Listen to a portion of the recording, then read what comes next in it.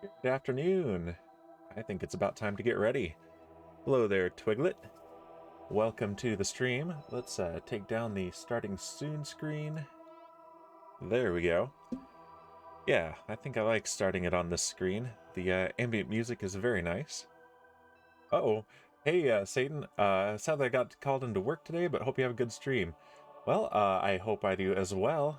My plan today is to rescue Optimus Prime, so hopefully that goes well. We're gonna see how that goes. Optimus Prime right down here. But yeah, thanks for dropping in to say hello, and I hope you have a good day at work.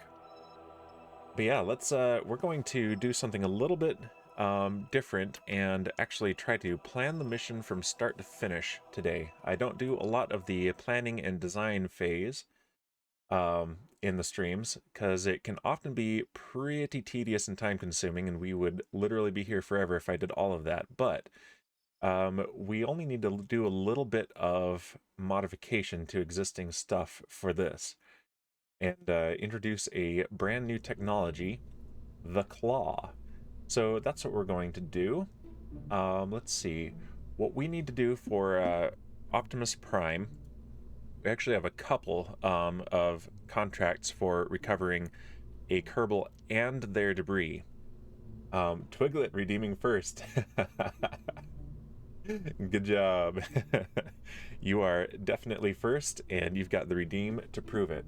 In fact, I need to remember to actually redeem those, or complete those. There we go. Good job, Dan. You're a pro at this. Yeah, so we have two of these. This one I haven't renamed. This one I have.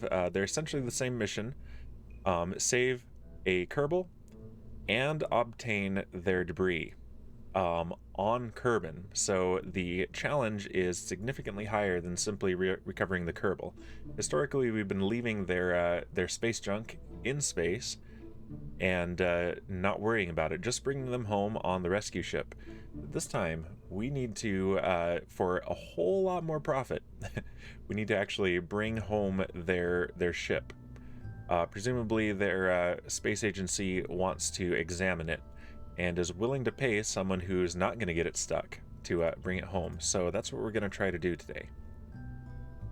And to do that, we need a couple of things. First off, here under the coupling category, we have the Advanced Grabbing Unit and its little brother, the Advanced Grabbing Unit Junior, aka the Klaw.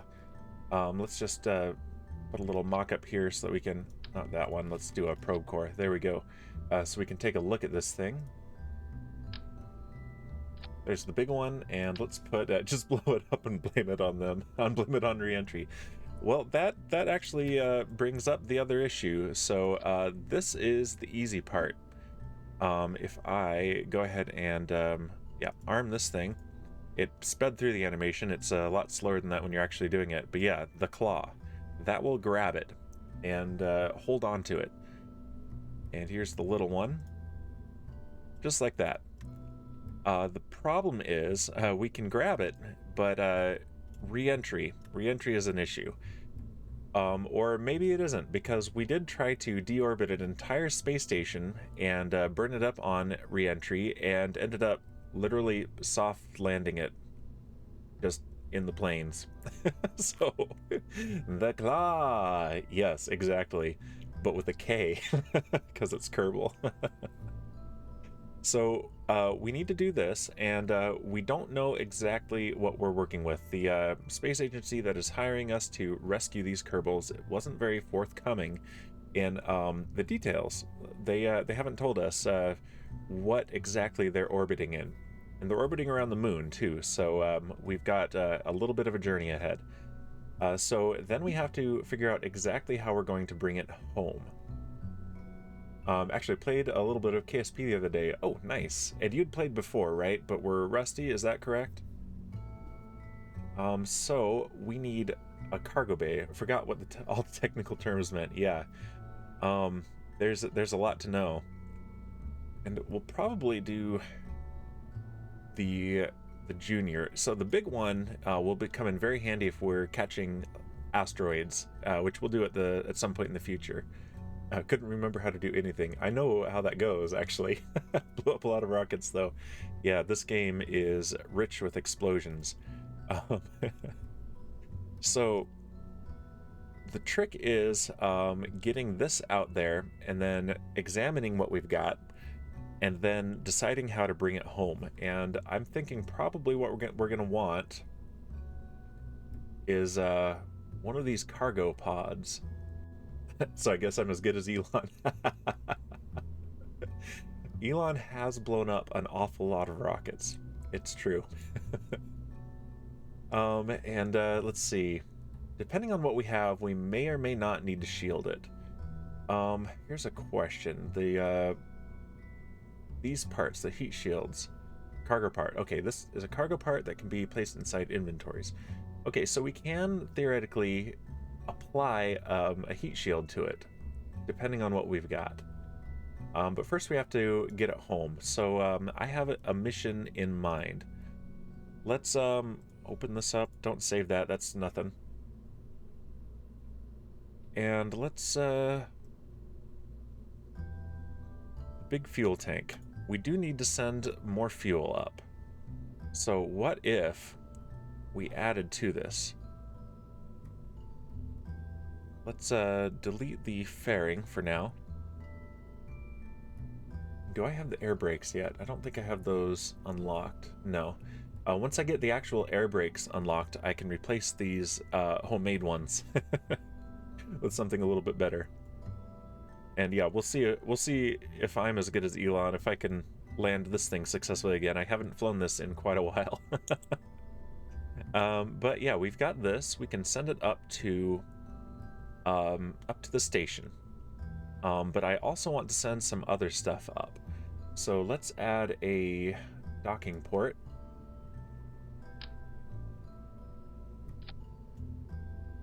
And let's build something on top of here, and we need cargo.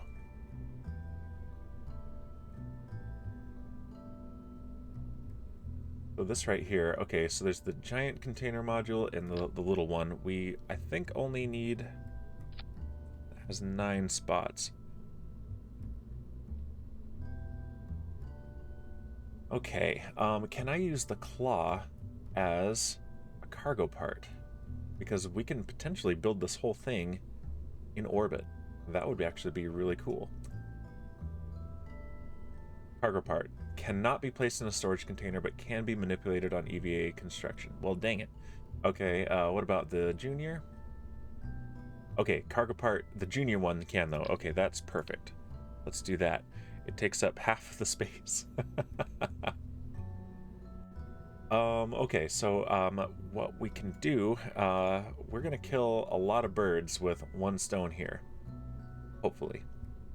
Let's also go to the engines, and I believe what I want is the cheetah.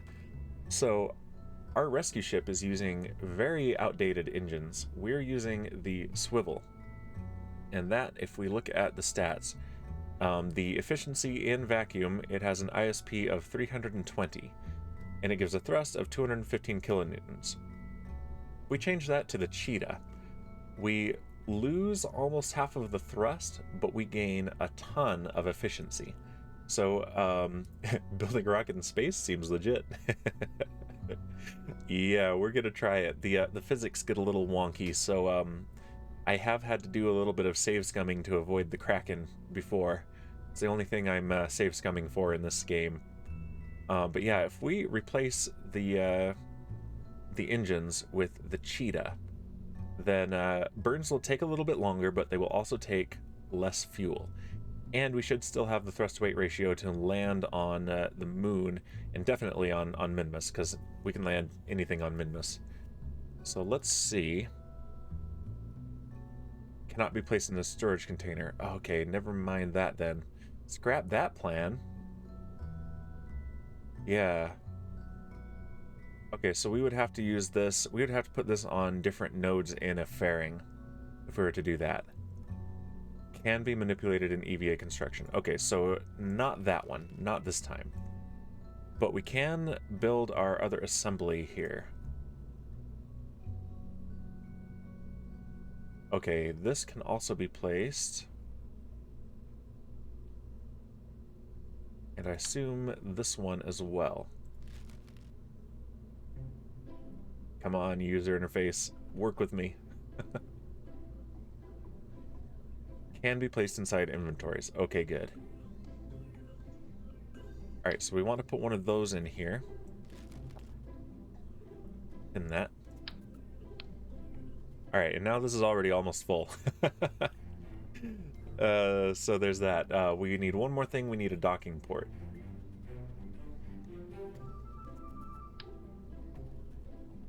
And that won't fit. It's too big. So we need another one of these. And then we can put the docking port in.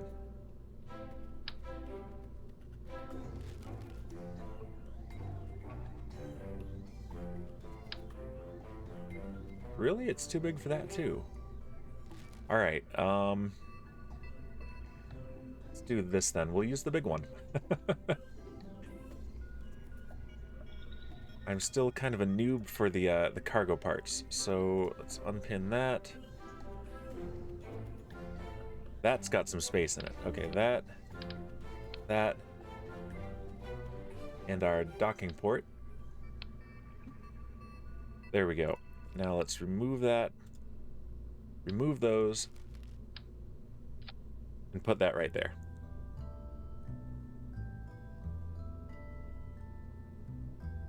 Okay, and that should do it. So we're still going to deal with the lower efficiency engines for now, but we take this up there.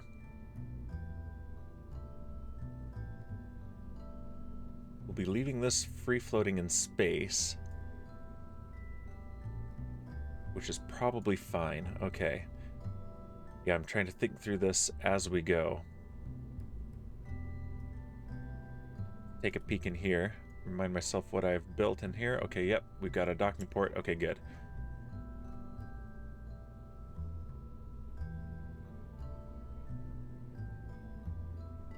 Yeah, just in case, let's put a docking port on the top of here as well. Just like that. And that should be fine. So now we need to rebuild the fairing.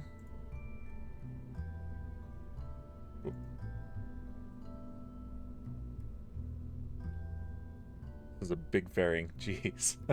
It's a very pretty rocket. Thank you. If all goes well, soon we'll have better engines, and I will give this thing a serious upgrade. Mine usually looks like small, wonky pencils. Did you ever launch Estes model rockets, Twiglet? Okay. Let's check the staging. We've got these all together. And then that. The foam things. Not the foam things. They're cardboard tube rockets, plastic or balsa wood fins, plastic nose cones, and real solid rocket engines, but very small. Okay, I think we're good. Nope. Oh, okay. So yeah, my wife had one for a while that was designed to look like a pencil. Eraser and everything. It was pretty fun. Okay.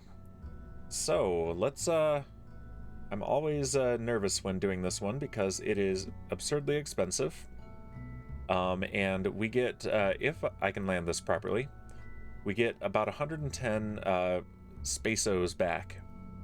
I call it Spaceos because the company that makes this is Mexican, and they decided to name it Funds, which is really boring, so Space Money, Pesos, Spaceos. I think that's way better. Yeah, so if I don't recover this, it's a huge expense. If I do recover it, excellent. But yeah, so we've got our cargo. Let's just double check it. The grabber, we got the Klaw, a probe cord just in case, and this here. So the idea is if I put this on top of that and this on the bottom, then we can attach it to the end of the space forklift and use that. So hopefully that works. All right, let's go ahead and launch it.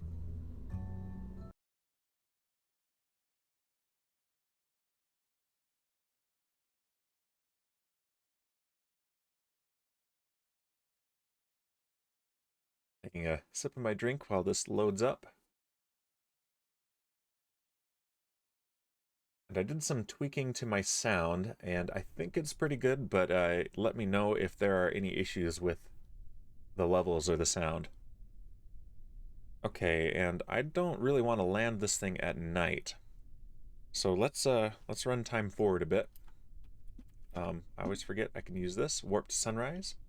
Levels seem good, thank you.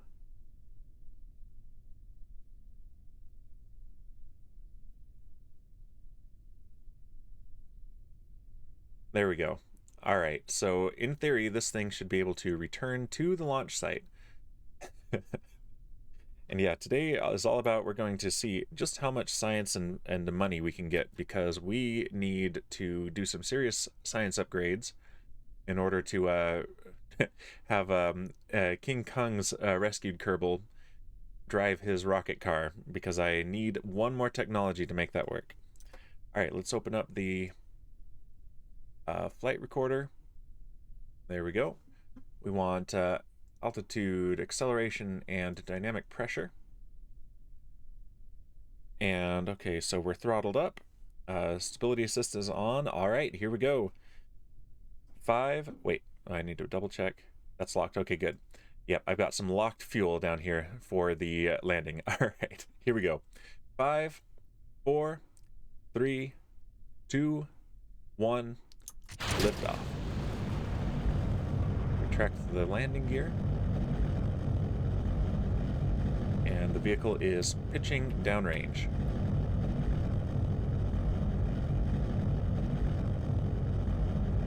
Yeah, I haven't done any mission rehearsals or anything for this today. Very low prep stream, so we'll see how this goes.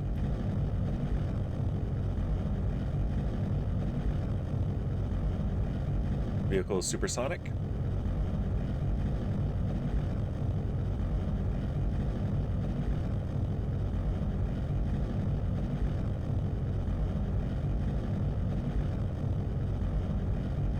And we have maximum aerodynamic pressure.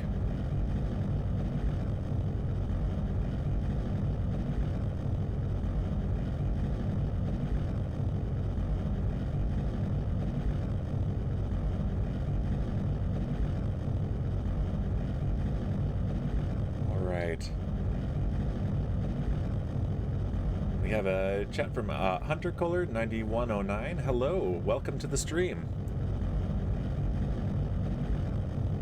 This should be interesting here. Hopefully we will have a good... Oh, did I didn't arm FMRS. Okay, I think we're fine. All right, below the fairing. Stage separation. And second engine start. Okay, I think we're okay. All right. Yeah, okay, so we can use this to switch to that point where we did the separation and then attempt to land that. So we will see how that goes. Like I said, it's been a while since I've launched this thing, so I forgot to make sure that the flight manager for reusable stages was active. Let's go ahead and close the flight recorder. And let's choose Arcadia Station for our target.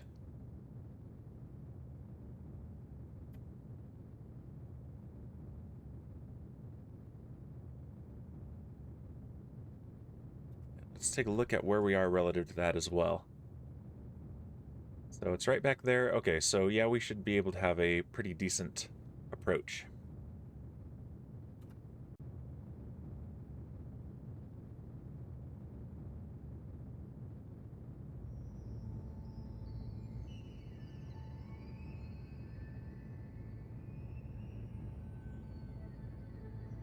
Thought about using the skiff engine, this one here, on the rescue vehicle, but it is too big to be mounted on the engine mounts for that thing. All right, let's pitch up a little bit and make sure that we're going to be able to actually make orbit. Otherwise, this will be extra expensive. We don't want that. And yeah, we're just going to ride this thing all the way up to orbit.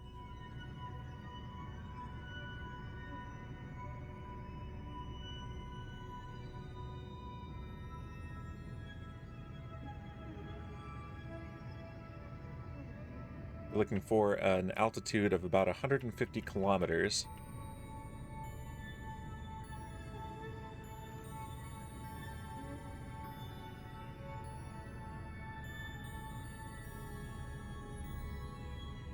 Does this not have... Uh-oh, this is a version without solar panels. I think we'll be okay. Hopefully we'll be okay. We'll see.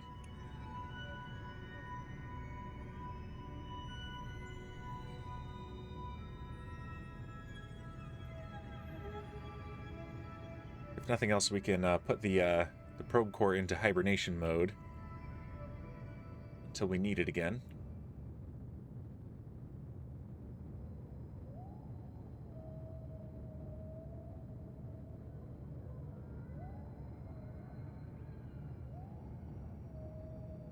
This thing looks kind of cool on the end there, actually.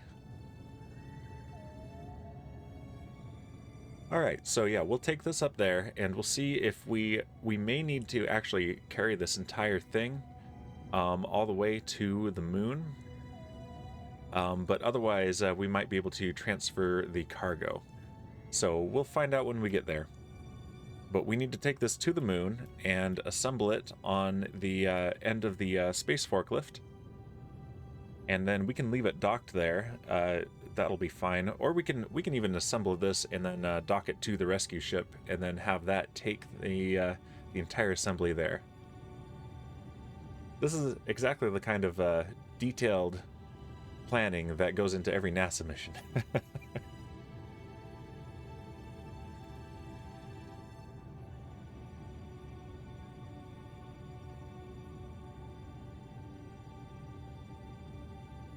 Alright, we've got an apoapsis of 150 kilometers. Let's see how we're doing.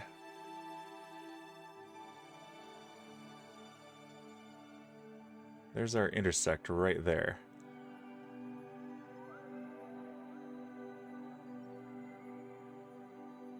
See what happens when I go ahead and...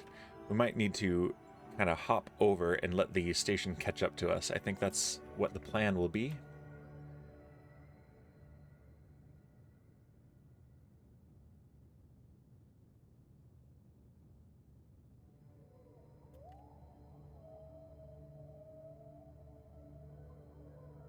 Yeah, we've got a couple different intersects, and I think probably intersect 2 is going to be the one that we end up with.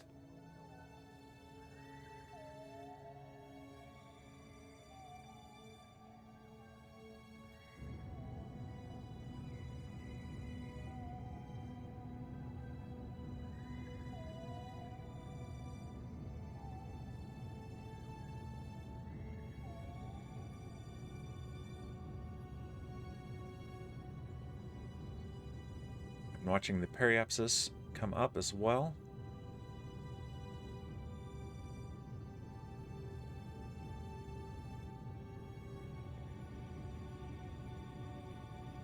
Alright, we have a good safe orbit.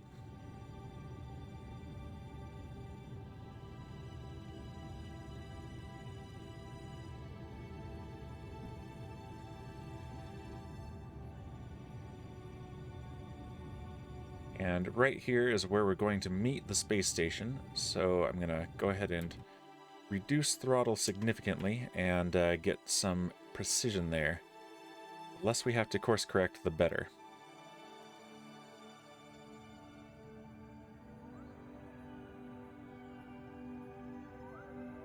$100 kilometers. Oh, wrong key there. 40. 10. Okay. Just the barest bit of thrust here until we get as close an approach as we can get.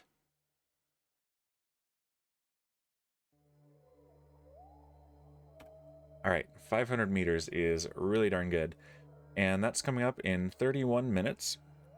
Let's go ahead and put this thing into hibernation so that we don't waste any of the batteries. Let's see, where am I hiding that? I think it's down in here. Yep, there it is. Pin. Oh, that's not it. That's the docking port. Don't want that.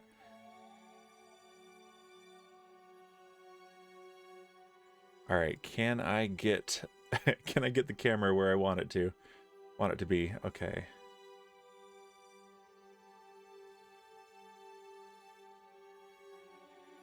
There it is, the Probodobodine Octo. Should really upgrade this to the Hex, because that has a lot more capabilities. And yeah, our electric charge is draining, so we want to turn off stability assist and put it into hibernation mode. Perfect. Okay, so now we can safely warp to about here. So that's in 30 minutes. If we go to here, that gives us about 5 minutes of lead time.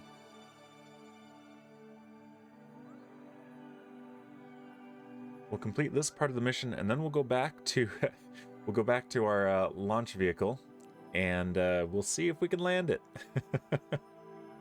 Fingers crossed. Yeah, there's our space station that's landed.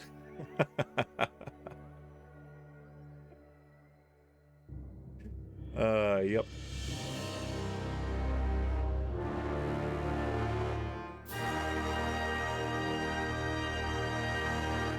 I hear fanfare. Mayoris84. Welcome. Thank you for the follow. All right, is that the station there? I think it is. Nope, the station is down there. Okay, cool.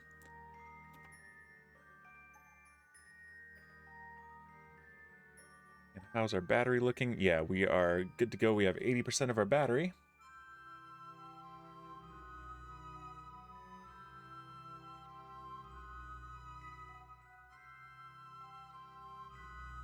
All right.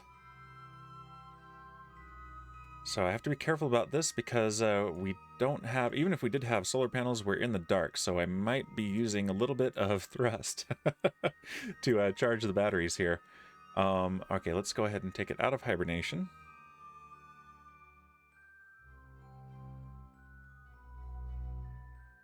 And yeah, we might need to use the thrust also to vector this thing around. Yeah, that's our batteries getting charged. Excellent. And we're turning the thing around. Yeah, welcome, Mayoris. Am I pronouncing that right? Is it Mayoris? Mayoris? We are sending cargo and fuel up to a space station, and then we're going to jump back to the lifter stage and attempt to land it SpaceX style. We'll see how that goes. We're doing it manually, so... Okay, come on. Pull around. A little bit more thrust. There we go.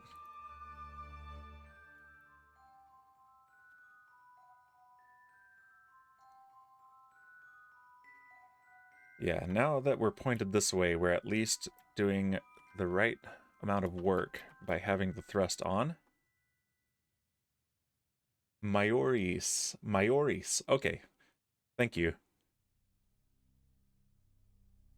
Let's turn on stability assist.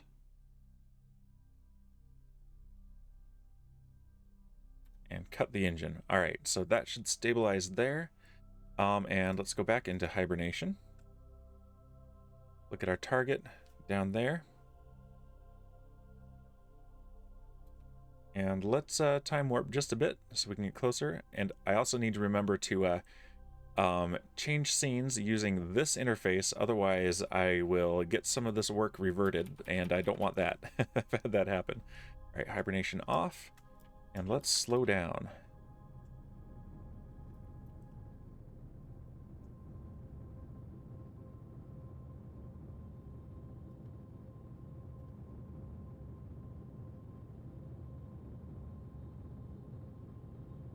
Yeah, we're coming in kind of hot here.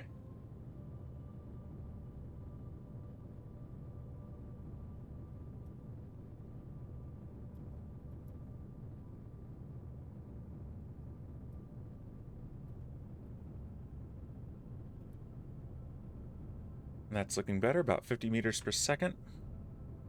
40, 30, 20, let's go down to about 10. There we go, 9.3. That is pretty good, and we're going to pass within 68 meters of the station.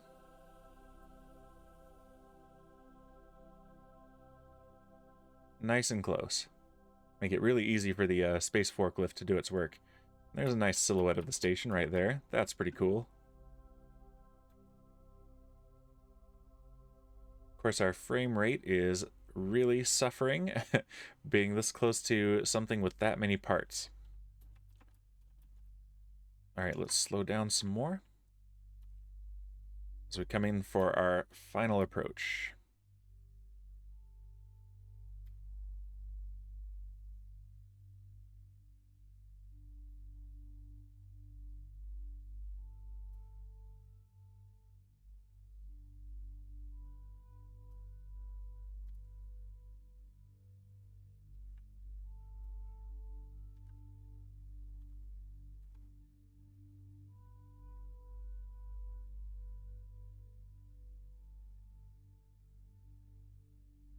All right. Yeah, it looks like we've got a fuel tank to dispose of here too, so we'll probably just attach this on the end there. That'll be fine.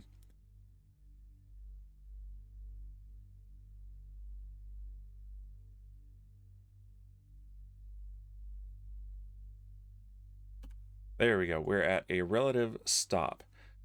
So now let's go ahead and let's leave this here for now. And here we go. Here's the tricky part. Let's switch back to the launcher ship.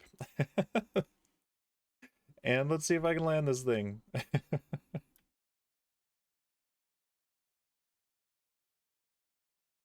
Take a minute to load this. It's telling me it's not. There we go.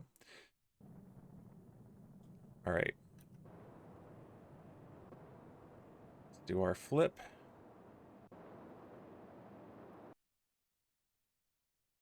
Yeah, we're still in atmosphere, so let's go ahead and unlock these fuel tanks.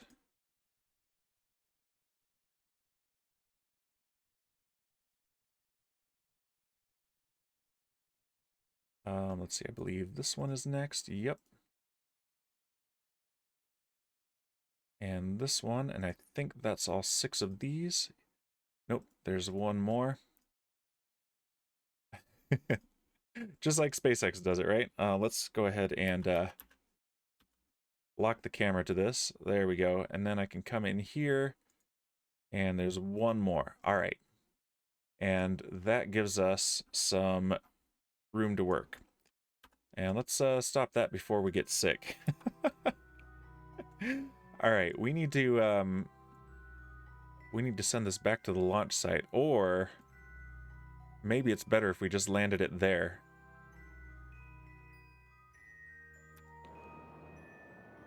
Let's do that.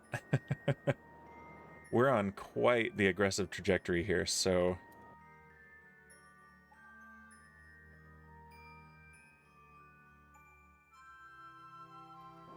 let's go ahead and land it over there, and we'll lose a little bit in the recovery, in our recovery potential, but that is okay.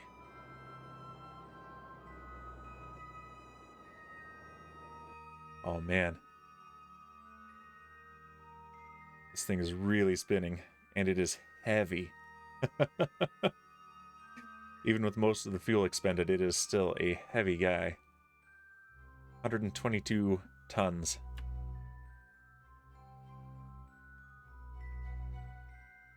Alright, so if I can burn this way, radial out, we can move that crosshair over to there. That's what we want. Just a little bit of gentle thrust. Yeah, we have 1.4 kilometers per second of delta V to work with. I'm not convinced that's enough to get us back to the launch site.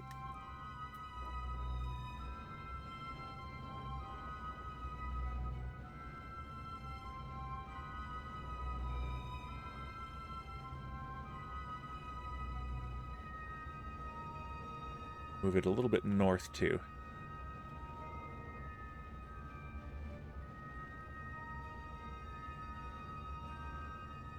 All right, that looks pretty good to me.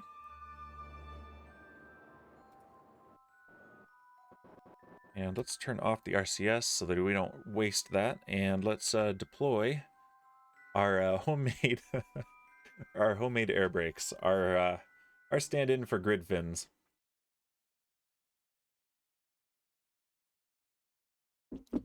All right, and let's come down. We're headed for right here, which looks like it's an urban center with these textures. Hopefully we don't, you know, scare anyone by landing in their backyard.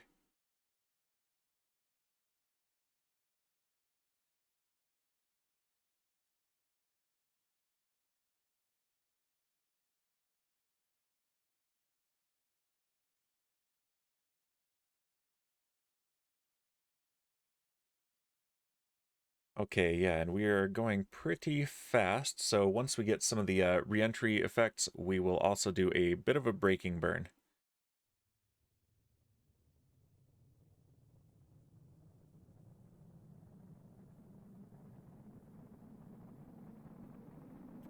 About now.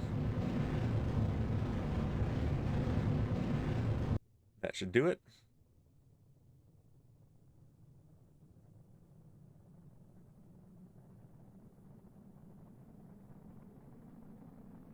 And now we are at the mercy of aerodynamics.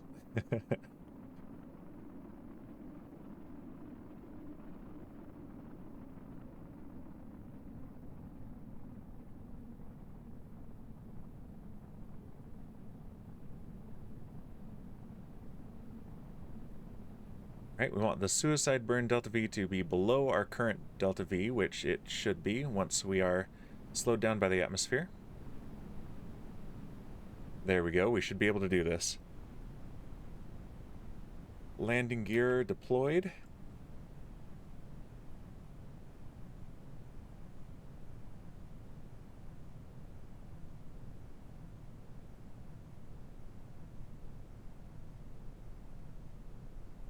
Let's go ahead and slow down.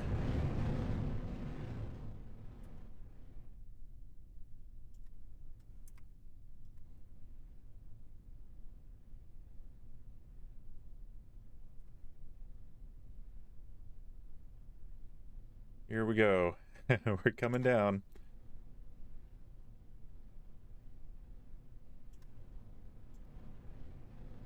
There's our shadow. Okay, we're gonna use that. Whoa, whoa, whoa, whoa, whoa, whoa. I hate that. I hate that.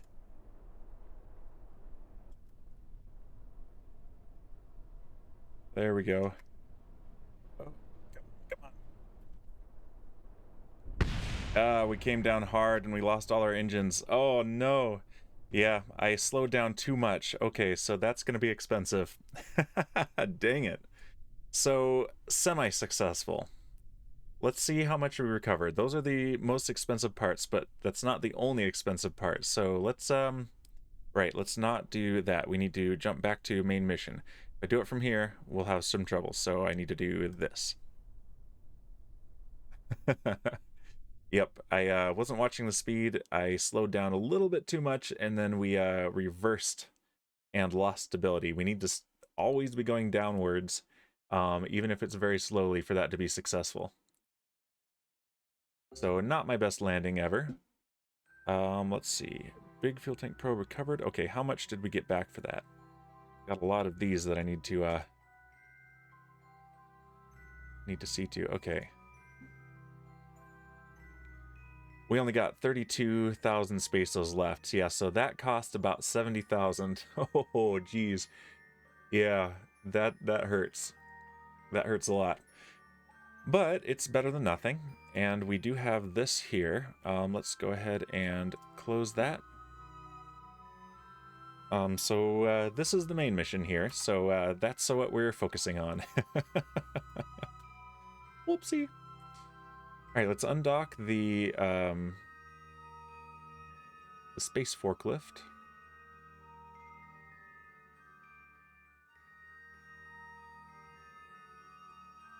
There we go, and back off a little bit. All right, we're going to control from here. And aim the camera. Actually, I need to change the camera mode first, and now we can aim the camera.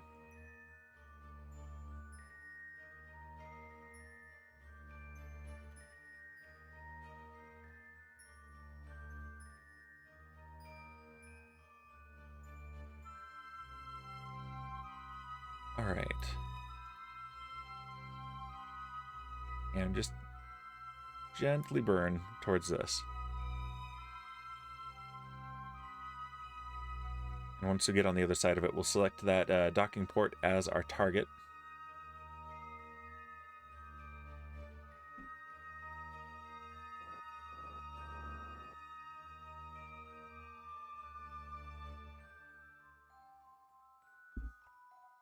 Oops, bumped the mic there. Sorry about that.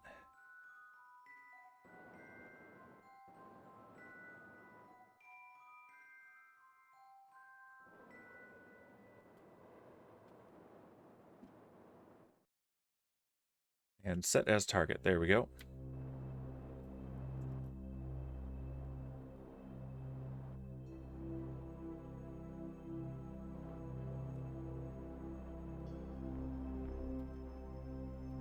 All right, now we are on course.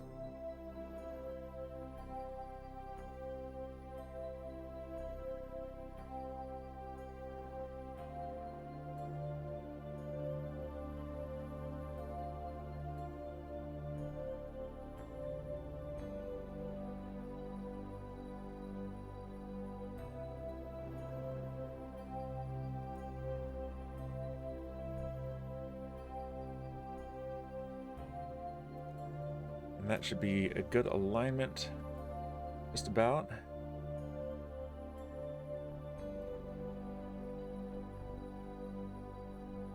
And we're doing this during the day. Look at that. Feels like that never happens, even though I know objectively it definitely does, but it feels like we always end up docking or rescuing at night.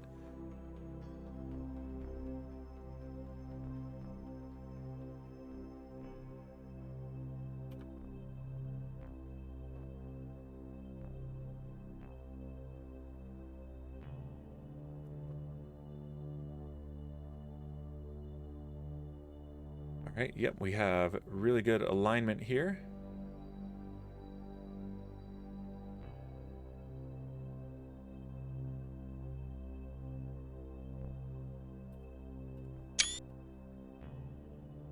And we caught it on the first try. Very cool. Let's see. We've got just a bit of fuel left over here, so let's just steal a tiny bit of it. I can't. Okay. Maybe this will let me do it.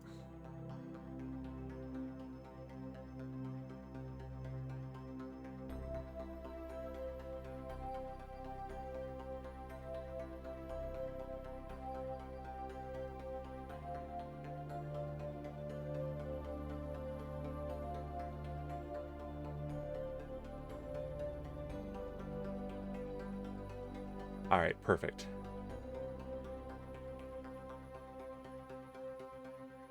Just a tiny little top off. Okay, and meanwhile, we need to jettison this guy. So this here, undock.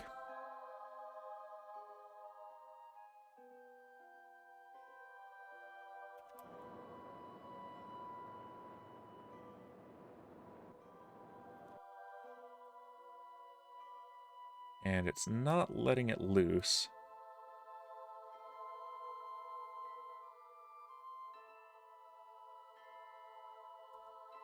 There we go. There we go. Okay, good.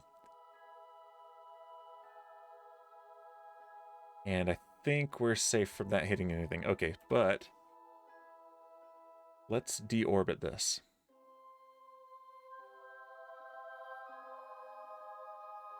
Yeah, we have plenty of Delta V left in this thing. Now that it's a very lightweight, it's easy to push.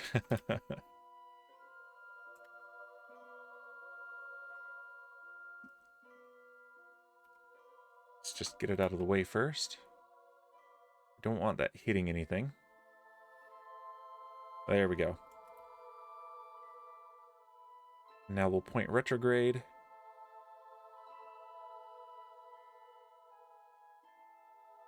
And get this thing out of orbit. We don't want space junk if we can avoid it. We've been accumulating a lot of space junk. Full thrust.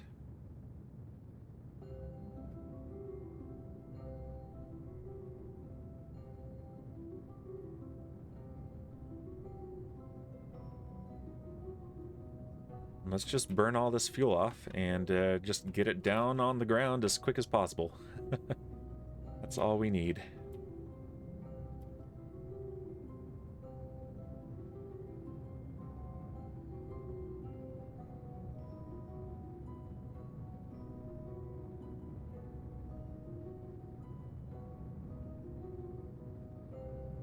All right, we've just about depleted our fuel.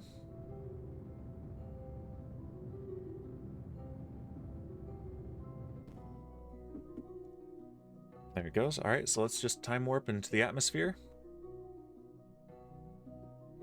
We have no more control over this thing.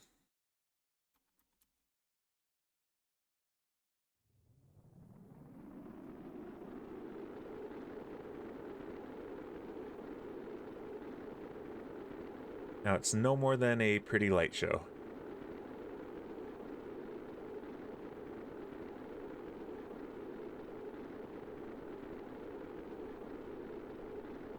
Heaviest part is the engine, so that's going first. But once again, we're going to survive re-entry. Unlike the space station, though, there's nothing to make this land softly, so it's coming down hard.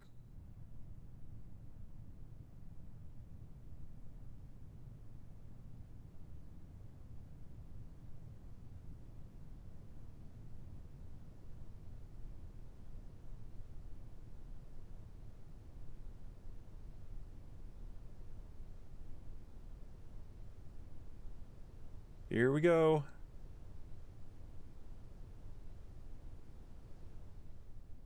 And it's gone.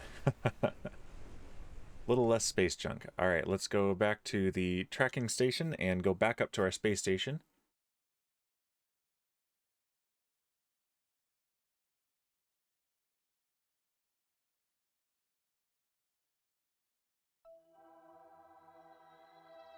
Yes, we know the results of that flight. we did that deliberately. All right. Now we want, yeah, let's go straight to Arcadia Station.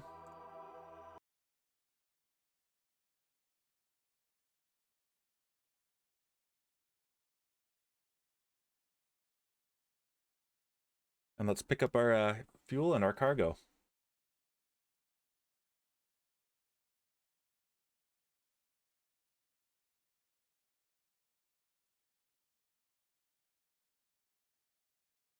There it is. Okay, so this, we want to make sure that the station is our target.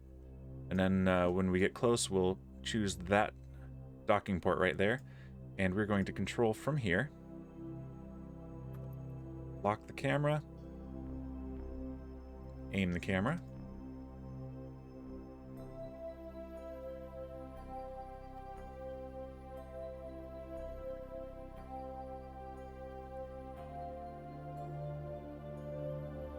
And let's bring it in.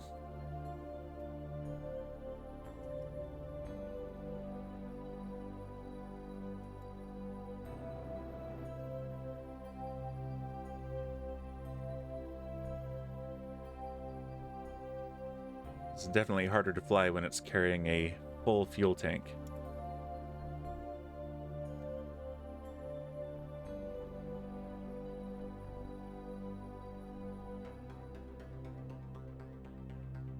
There we go. We'll bring it just on that side of the station.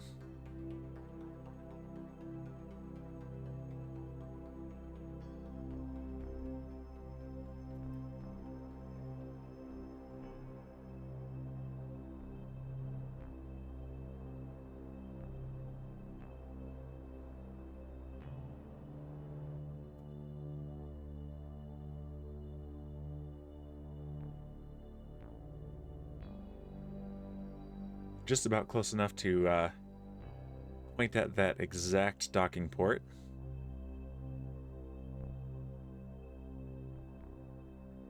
Just a quarter-kilometer away.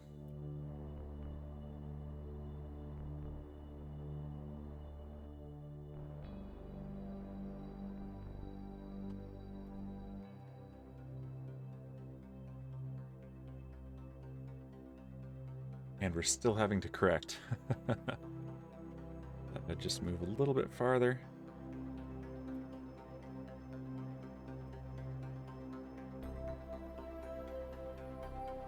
Things drift in interesting ways when you are in very close to, but not quite the same orbit.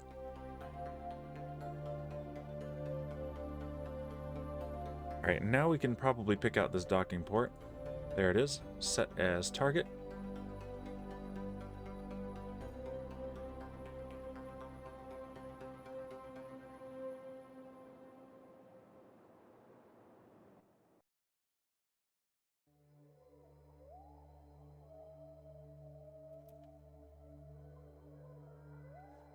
Alright, and let's swing it around so that we've got the docking ports pointed at each other.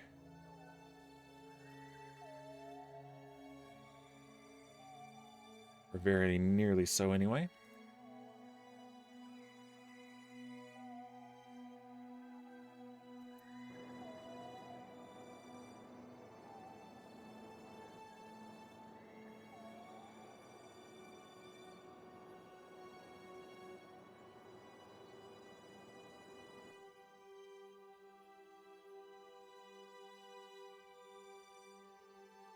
Alright, and we need to come to a stop now.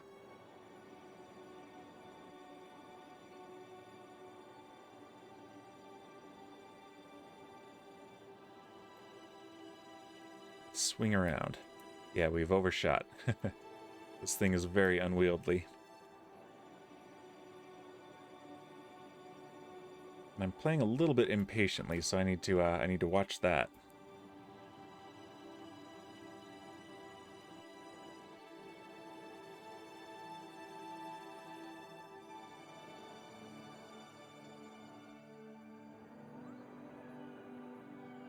And how's my monopropellant?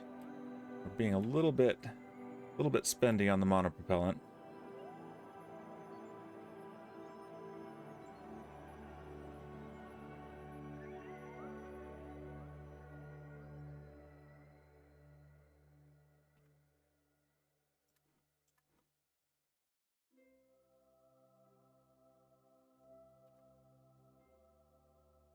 That's better.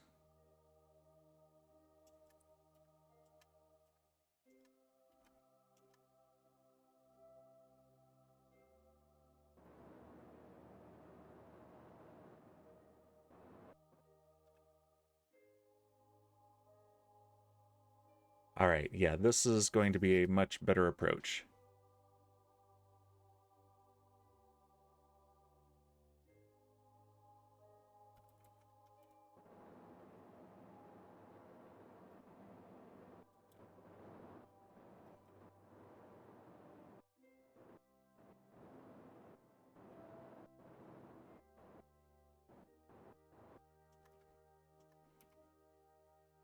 Even firing the main engines just a couple times there briefly.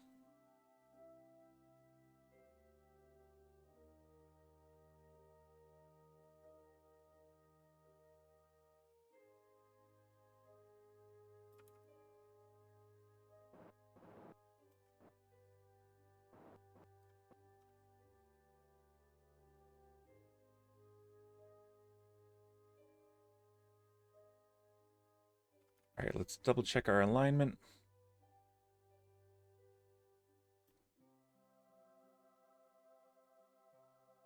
Looking pretty decent, actually.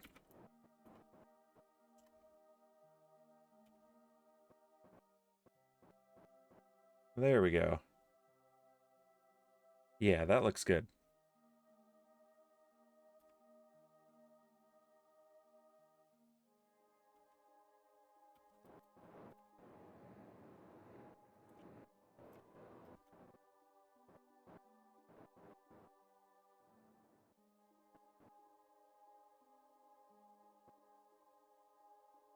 Yeah, we used half of our monopropellant on this.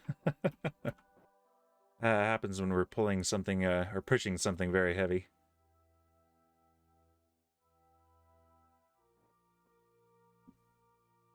You can do it.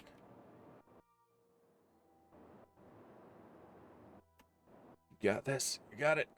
Come on.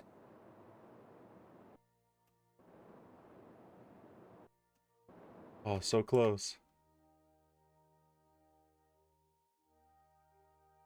Just that one corner is not latching.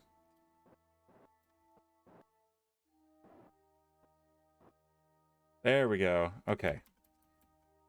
All right, now we've got more fuel. So we need to assemble this thing, because I don't think that we can carry those parts over here properly. Let's see, we've got Raider, who is a pilot.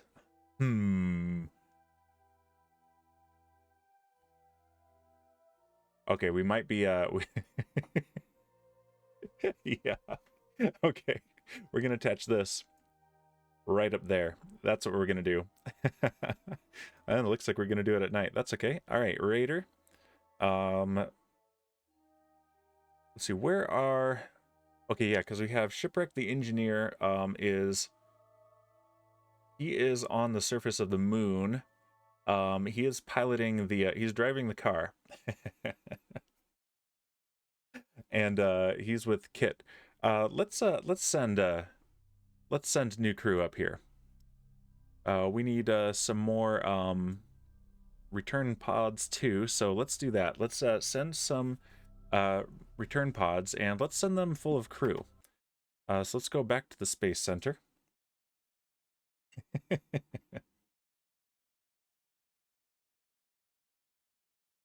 Unscripted space program right here. That's what we've got.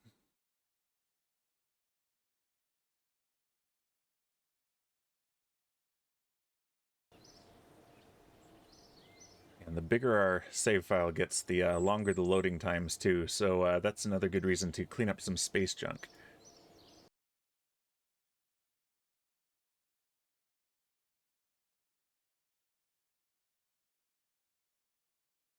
Yeah, because either way, whether we assemble this here or in orbit of the moon, we're going to need an engineer to do it.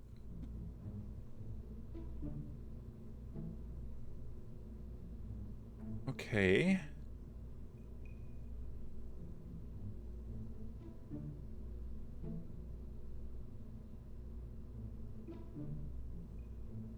No, we don't want to launch that one. Yeah, we want this launch. This is one we can afford. Okay, and we can send 3 guys. So let's choose. I bet Eric, yep, Eric Uspensky really wants to go up. He's always trying to get up there. Yep, there's Captain Kungball Spacey Kerman, rescued last time. There's Bowsy. We can send Bowsy. We can send Eric. Let's send them. Bowsy, you're a pilot. Eric, Elric, you're an engineer.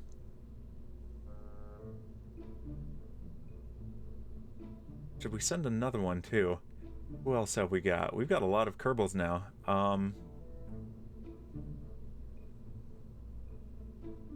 Let's send Munchie. All right, yeah, let's send Bowsy, Munchie, and Elric. So all Kerbals rescued as redeems from viewers. And okay, so what we need to do, we're gonna launch this, but we also want to run the clock forward 10 days, so we're gonna do that. We're gonna do it on the pad. We're getting very close. We might even next stream be able to launch something towards Moho again. I'm hoping for something this time that we'll be able to capture in orbit around Moho, so we'll have to send it with lots of fuel.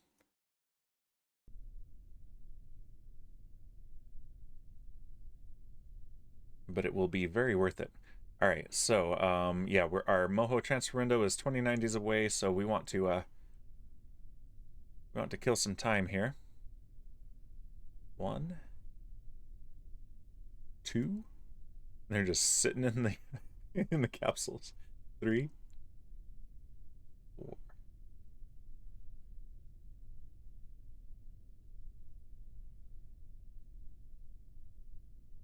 6, 7, 8, 9, and 10 days. There we go. We've got our 10 days between launches. All right.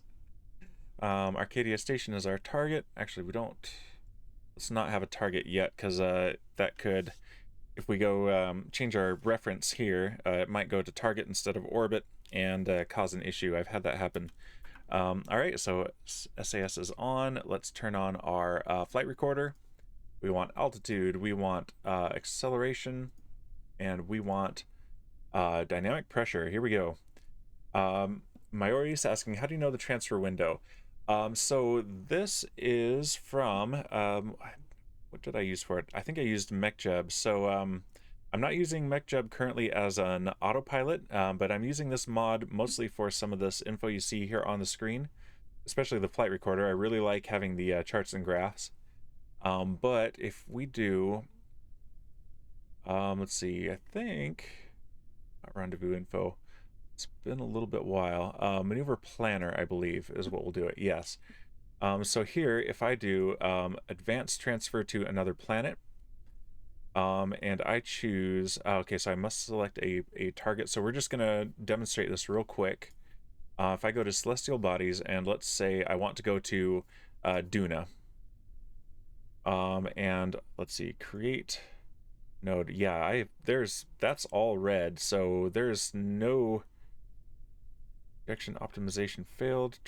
Okay, so yeah, actually the reason this is a problem is that we're not in orbit. But in theory, so yeah, it's been a while since I've done this. If we were in a circular orbit around Kerbal, we would get kind of a graph that would show a blue area, some green areas, and a red area on the outside. And basically this is a graph of how much delta V it would take to get from here to our target. I can choose a spot on there and create a node, and it will tell me how long it will be before we're at that node, and I can set an alarm with the in-game alarm system. And so that's what I've done, and I've got several alarms. So I've got the next transfer window to each of the celestial bodies. So Moho, Dres, Ilu, Jewel, Duna, and Eve are the ones that are coming up in the order in which they'll be occurring. So yeah, we've got Dres coming up too. But the next one is Moho, and I've sent a couple of probes there before, but they only were able to do a very quick flyby. I'm hoping next time to be able to send something and get it caught in orbit. All right, so let's do a launch here. Let's go back to target selection. We don't want doing our target. And stability assist is on. We are throttled up. All right, and here we go. 5, 4, 3, 2, 1, and liftoff. Vehicle is pitching downrange.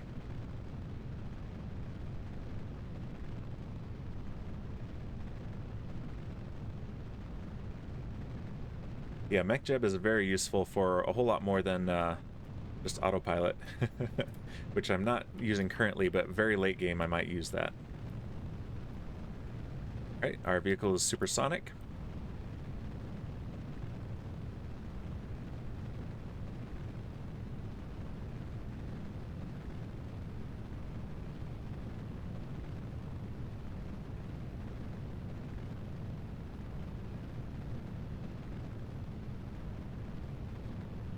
We have maximum aerodynamic pressure, and SRB burnout, and separation.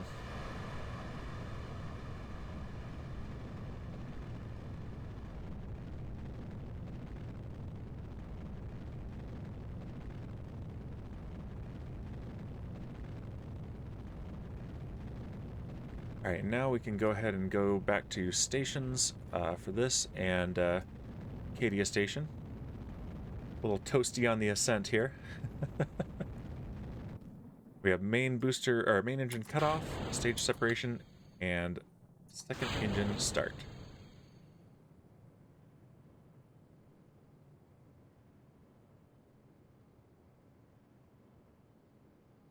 All right, let's go ahead and close the flight recorder.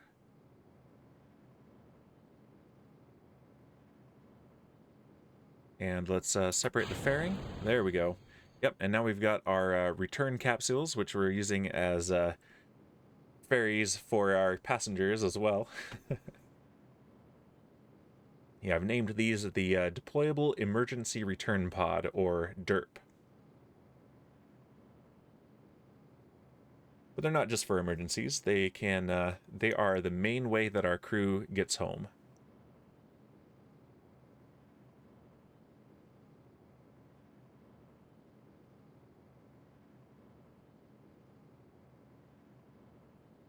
Pitch down just a little bit here.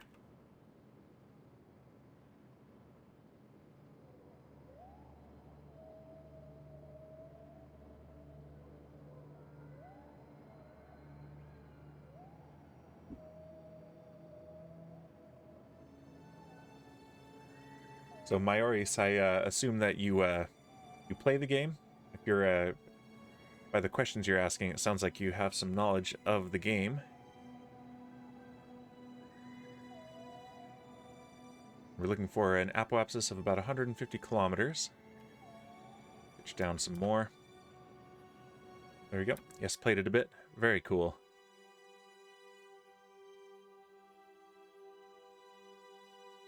I played this a while, and then it hadn't, about 10 hours or so. Okay, cool, yeah, so fairly new.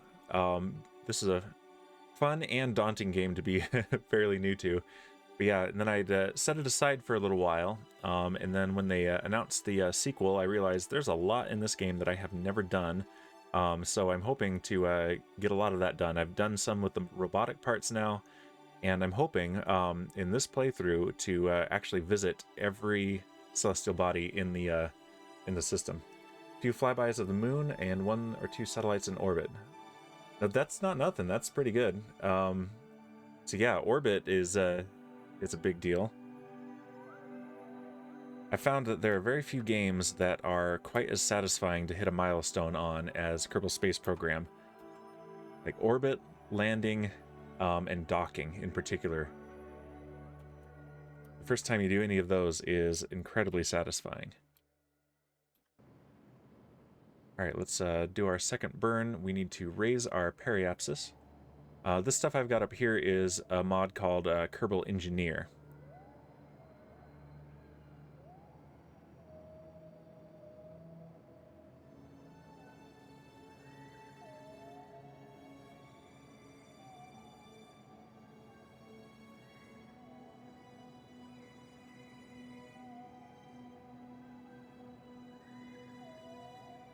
Yeah, I've got a pretty high efficiency but low thrust engine on here, so these burns take a bit.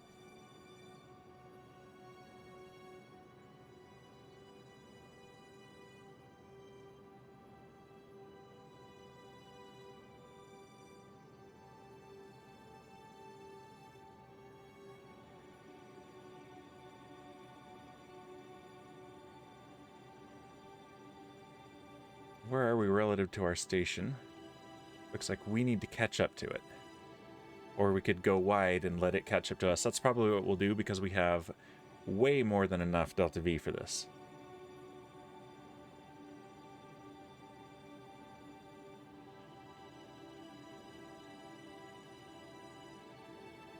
And we have plenty of time, so...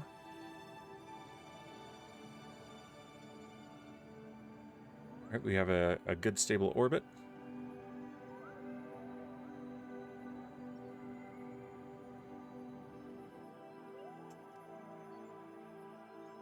Yeah, let's point prograde, and let's go ahead and raise our orbit so that we take the long way around and let the station catch up to us.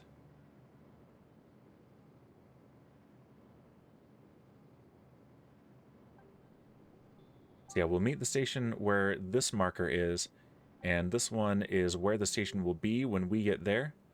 And so we want that to come all the way around, and the longer we take in this orbit, so the bigger the orbit is, the farther it will get before we get here.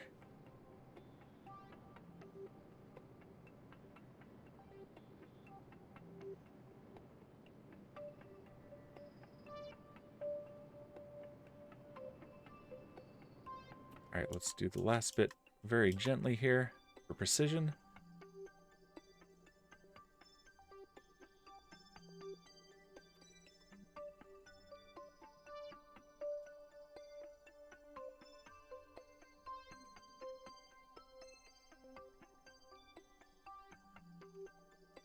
Looks like about 10.5 kilometers is as close as we will get with this burn. And a lot of the difference is that we do have a 1 degree inclination relative to our target. See, why do you intersect from above? Is that more expensive in terms of delta V? Yes, it is, but I do happen to have quite a bit of delta V on this ship. It's overpowered for what I'm using it for.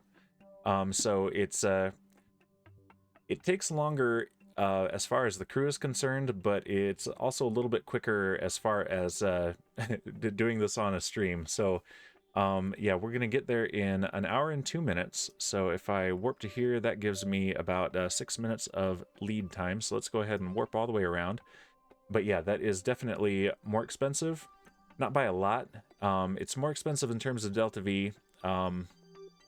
And actually, it actually wouldn't be very much faster going the other way because we'd have to go several orbits. So this actually is probably quicker for the crew as well. So we can do this in 1 orbit instead of several orbits at the cost of a couple hundred meters per second. And I still have 2.1 kilometers per second left, partly because of this high efficiency engine. Okay, so let's change to target reference and point retrograde to it.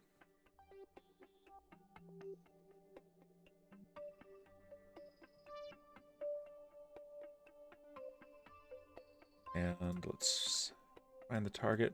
It's down there. Way down there, that white speck. 125 kilometers away.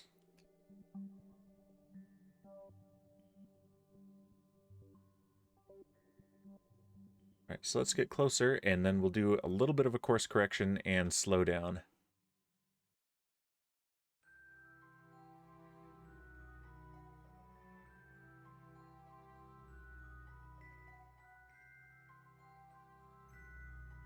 Alright, we're 50 kilometers away from it. So let's go, so if I point over here and burn, that'll push the retrograde marker away, and that'll push it towards the anti-target marker. And that will tighten our approach, as well as slow us down relative to our target.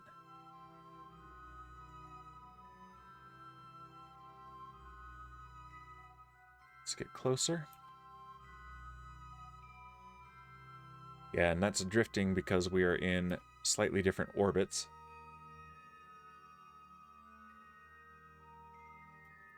Alright, we're within 20 kilometers, so let's adjust to over here now. I could do this more efficiently if I was willing to do the math about it, but instead I like to go overkill on the delta V.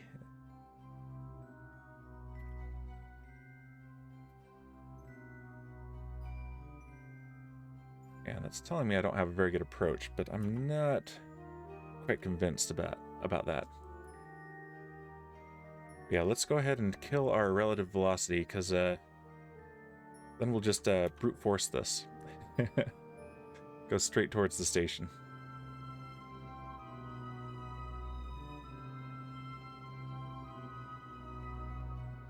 Efficiency, schmishmishency, right?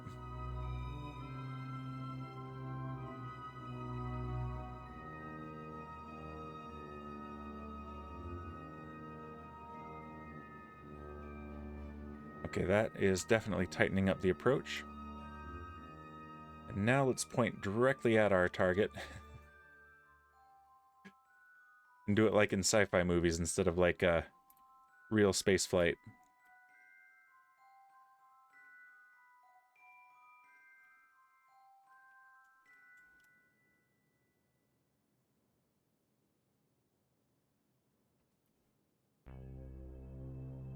That'll get us within 2.5 kilometers.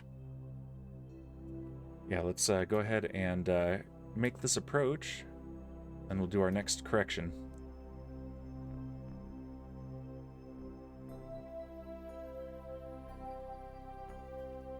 This is the luxury we have only because we have so much delta V on this stage.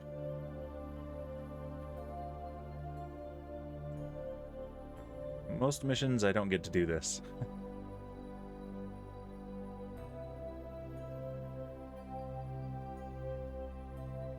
That'll take us within 400 meters.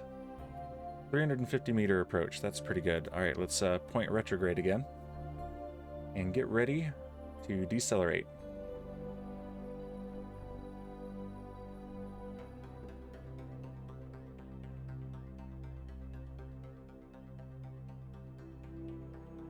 All right, and at 2¼ kilometers, it's loading in the station, which is a lot of parts, so we get a lag spike.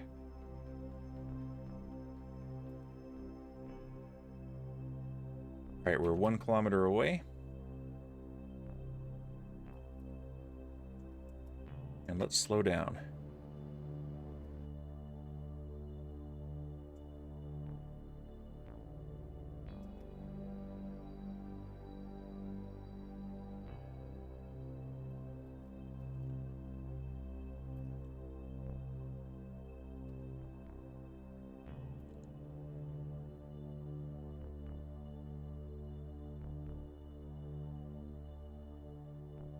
And usually when we deliver these, the derps, they're empty. But this time we are bringing 3 crew to Arcadia Station.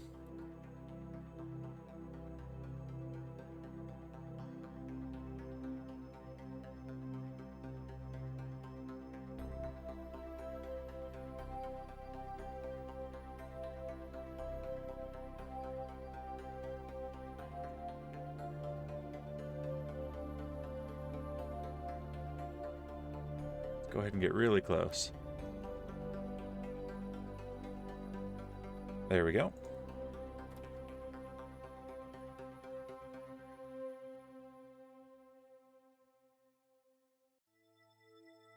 It's very funny how it shifts in the in how it's rendered when I change it in physics warp. Change the game speed. I don't know why it does that.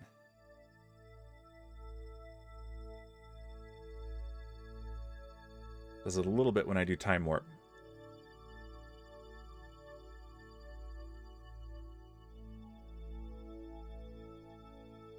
And yeah, that frame rate is just chugging along. With that many parts, this game does not handle it very well. Alright, let's slow down to a stop. And deploy the pods.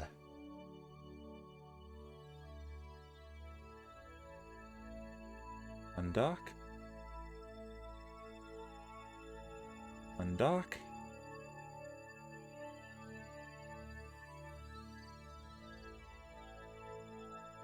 Undock.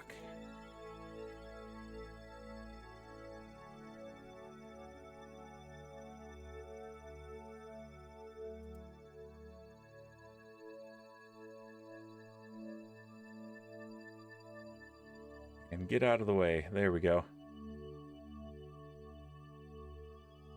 Now we want to point retrograde and deorbit this thing. And suddenly we have twice the delta V as before. We have 3 kilometers per second delta V with what's left of the fuel in this thing. This is a versatile launch craft, and it's carrying a relatively light load this time, so that's how come we had so much luxury. Alright, let's deorbit.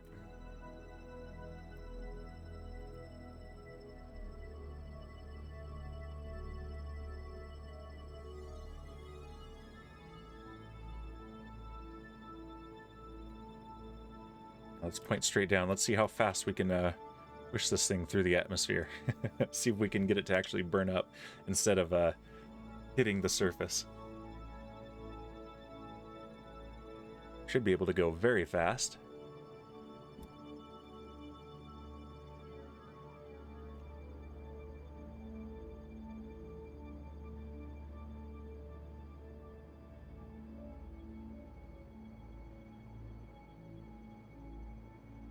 Shooting missiles at Kerbal.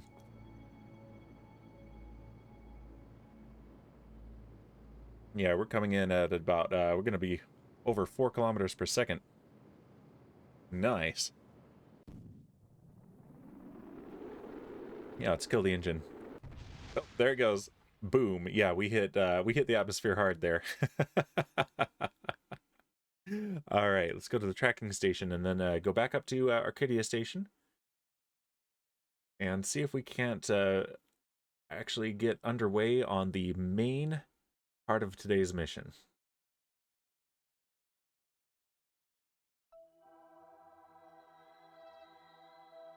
There we go.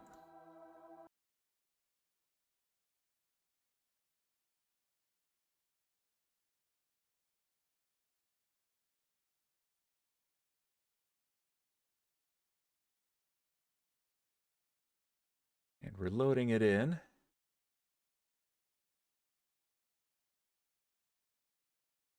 So far there hasn't been much profit in this stream. Just, you know, very expensive half-failed recovery of a booster. Whoops. All right, so let's bring these guys in. Munchie, you are first. Control from here. Lock the camera. Aim the camera. Let's turn on the RCS. And bring it in.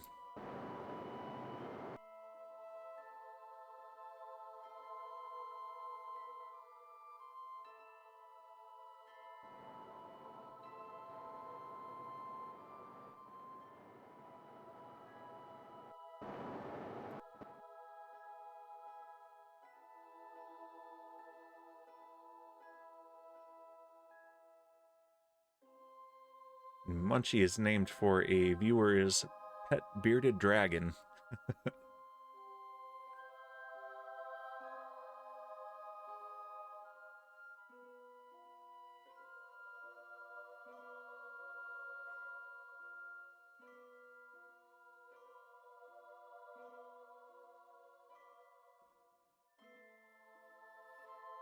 All right, we're coming around to the other side.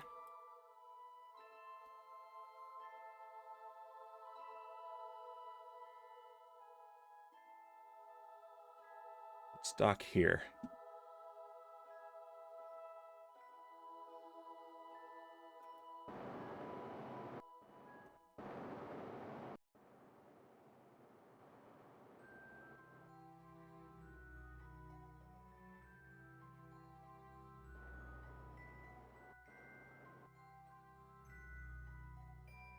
Looks like we're coming up on sunset here as we dock.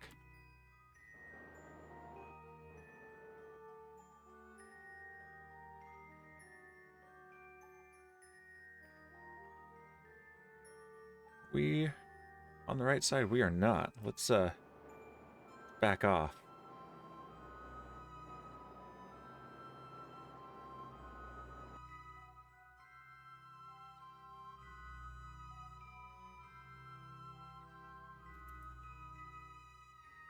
I'd love to have a good docking camera.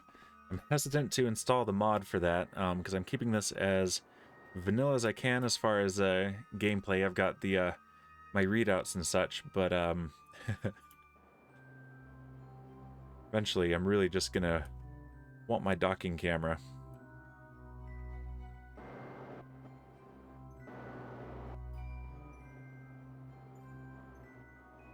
Alright, yeah, we are spending the monopropellant too, but we got plenty on these. Yeah, we're actually doing fine. These take very little monopropellant to move around.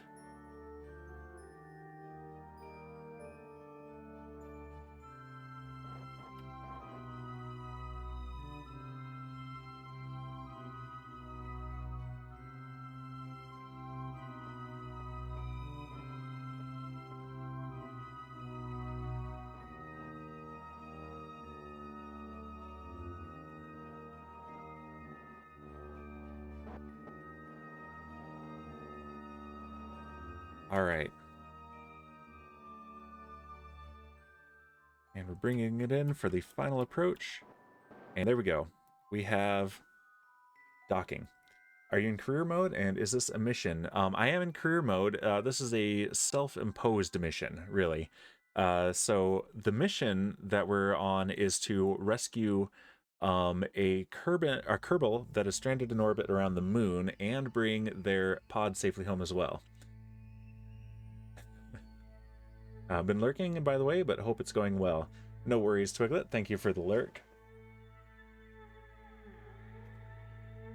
Alright, so next we've got Elric the Troll King Kerman.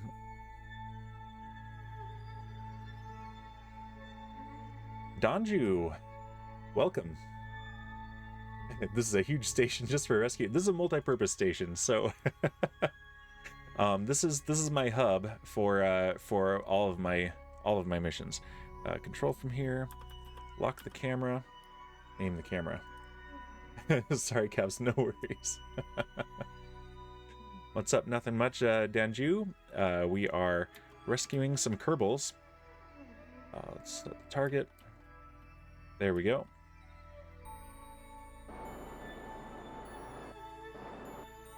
Yeah, this is my center of operations in orbit, so for rescues and everything else. And yeah, it's very expensive to maintain this thing. You'll see the, as we come around, you'll see a ship docked to one of the arms. You can barely see it. It's in shadow right now, right here. That's the ship that I use for most of the rescues. And yeah, now we are in darkness. But these guys are coming up because we needed an engineer, because we're going to do a little bit of assembly and modification to a robotic space forklift in orbit. And that is what we're going to use to grab the pod that Optimus Prime is in. Optimus Prime is what a friend of the channel who is lurking right now, Satan, named his Kerbal that he redeemed for rescue.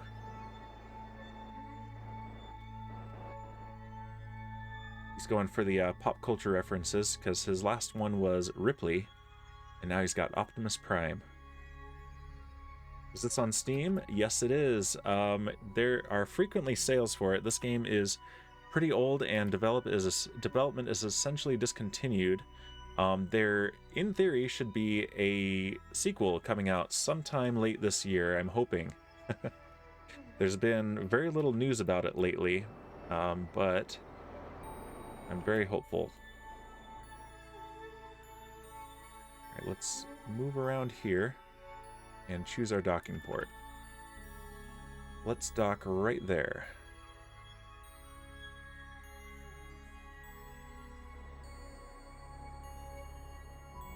Yeah, development is discontinued, but the game is completely finished. I mean, there's still bugs and such, but it's definitely worth them shifting their attention to the sequel, so.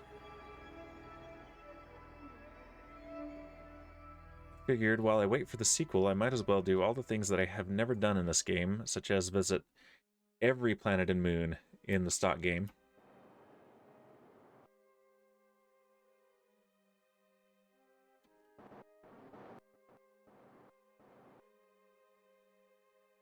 All right.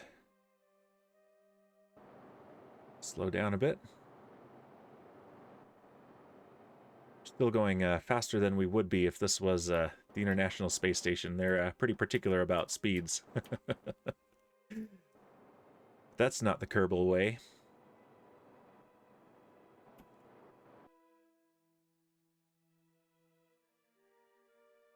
All right. We're lining up with this thing. You can see my massive monopropellant tanks there. I think I've half depleted those, so another resupply mission for that will be in the future. But yeah, this thing, as I mentioned, this has been expensive to maintain, but a whole lot of fun to maintain, so I don't mind.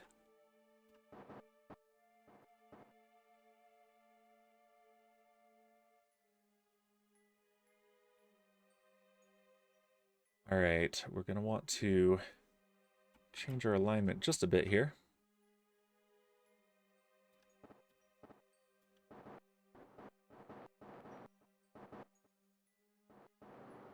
And definitely slow down.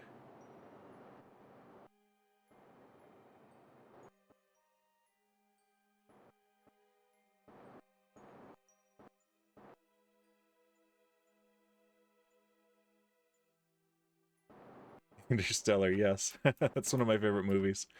We've talked about that famous docking scene too on these streams. So what really makes that docking crazy is that they were doing it while re-entering an atmosphere. Because as far as just the spin goes, I mean, it would be pretty taxing on the crew because they'd get dizzy, but the maneuver itself isn't that complicated unless you're doing it in an atmosphere and having to constantly correct for that. So, come on, Cooper. Yeah. This is no time for caution.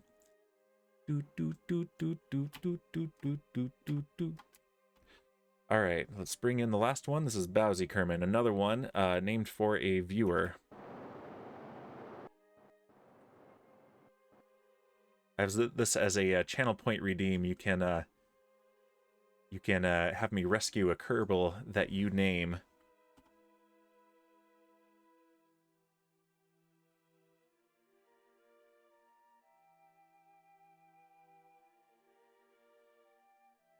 And I haven't watched that movie in a while. I should rewatch it. That's a good movie.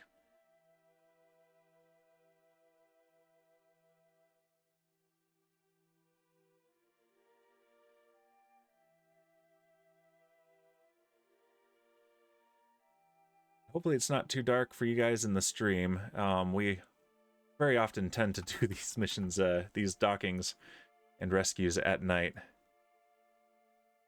The black hole render is pretty accurate. Yeah, there were a couple of science papers that came out of doing the special effects for that movie, since basically, since he consulted with an actual astrophysicist,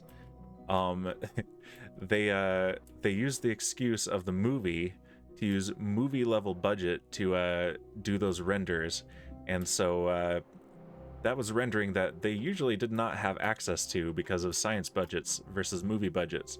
So that's pretty cool. But the rest of the physics and time travel history is unrealistic. The time travel stuff is where it really gets into science fiction. It's fun though, so I don't mind it. But yeah, that's a very interesting movie.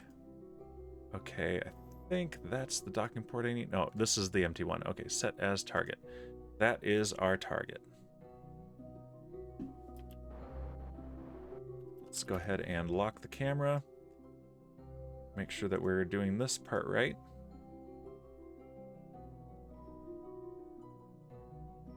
Yeah, exactly. Budget is non-existent.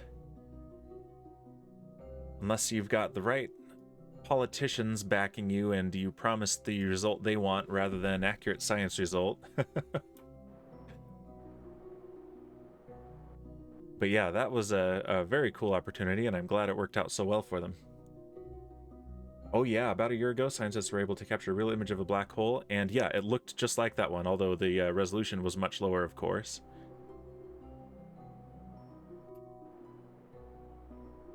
Yeah, I'm excited for what we get out of James Webb. It's been fun watching that thing come online.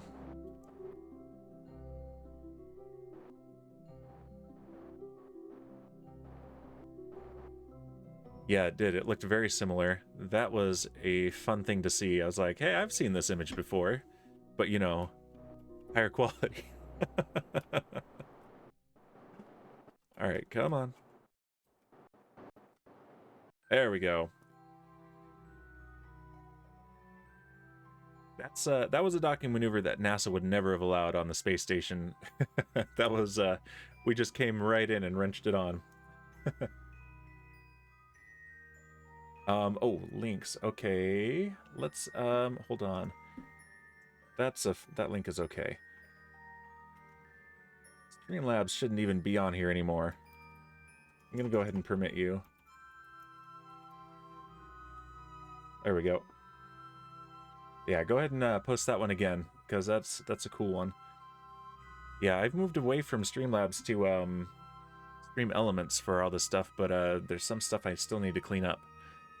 Alright, so we've got 30 minutes left in the stream. I think we can at least do some of this. Let's move our crew. Who's aboard here? Nobody's there. Here we go. We got Elric. Let's transfer Elric.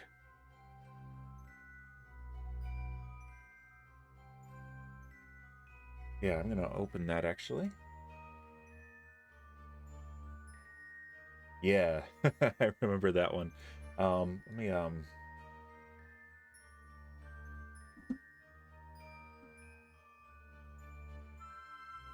see if I can put this on the screen here.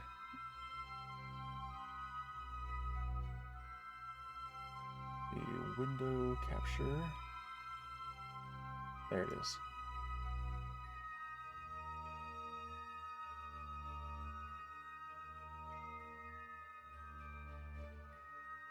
Is that the one? Okay. No. Yeah, it's not letting me do that. Okay, but that's fine. Yeah. Definitely click on that link. Take a look at that image. It's very cool. But okay, so yeah, we are transferring. I don't think that worked. Transfer crew. Okay, yeah, I didn't finish. There we go. Space looks majestic and terrifying at the same time. It really does. Like, at least I don't have to worry about life support for these guys. I don't have any of those mods installed. There are life support mods. After this playthrough in the future, I'll probably play with those. It's been a while. But yeah, that adds an entire new level of complexity to this game. It's pretty rough. These rescue missions would not work. These guys would be long, starved, or asphyxiated to death before I get there. All right, transfer crew. Let's move everybody on board. This is Munchie. Okay, yep.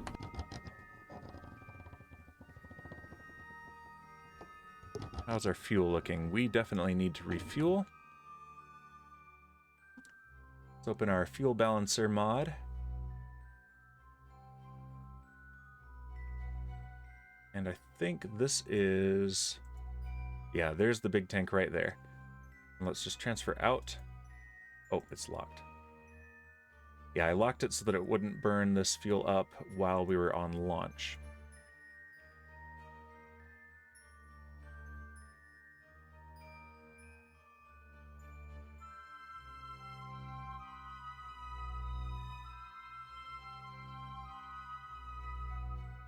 Okay, and we are fully fueled.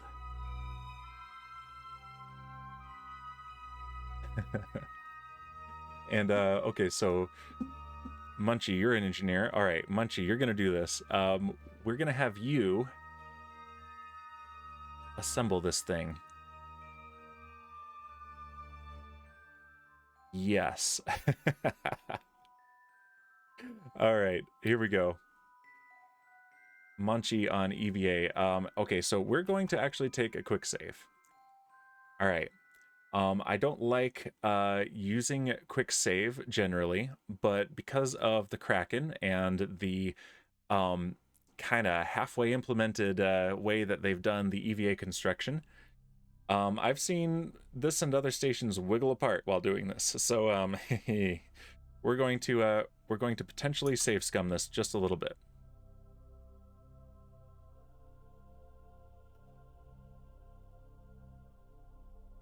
All right. Yes, EVAs are scary, although I would totally do one. Very interested in doing a real-life EVA.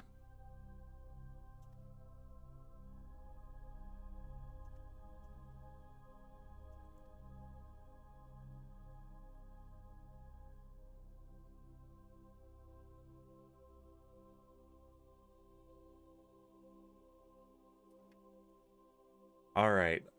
To the cargo pod. I rephrase, untethered EVAs are scary. Even more so, yes. Oh, man. These guys are heroes. All right, let's see if this will even work. Let's get close enough that we can access the cargo. There we go. And now, if I bring this out, what can I do with it? Nothing. Oh, right. We need to be in construction mode. Now, here's the question. Can I make an entirely new craft this way, or can I only modify an existing craft? This will work either way, but I'd rather be able to make a new craft. Okay, we need this for EVA construction mode. Yeah. Oh. Okay, I think that works.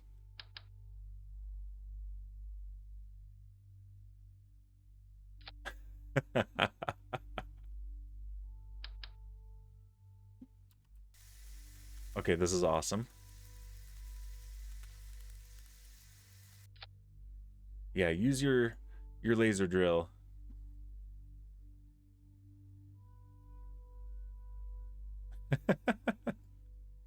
Oh, Munchie's having a great time. There we go. Let's get out of EVA construction mode. Maybe.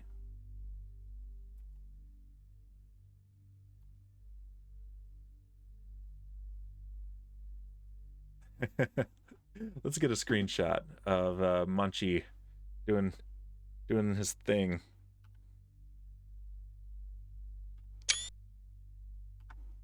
My friend Nia will appreciate that screenshot. All right, and now can I get out of this? There we go. Now, oh good, this is its own thing. Okay, that's amazing. That's the most amazing thing I've discovered here. I can indeed make an entirely new ship. He's on nitrous oxide or something. Okay, that was awesome. All right, that's an entirely new ship constructed in orbit. All right, Munchie, let's get back aboard. Then we're going to need to catch that thing and take it to the moon.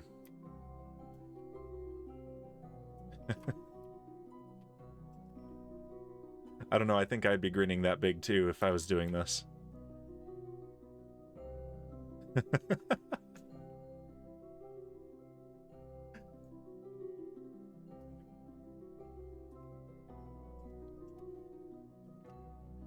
All right, to the crew hatch.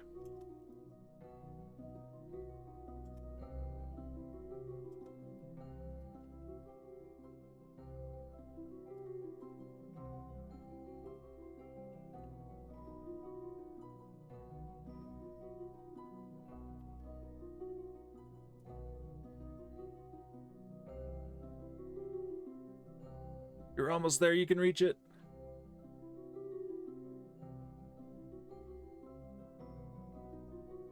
And board. Okay, there we go. So let's go ahead and undock.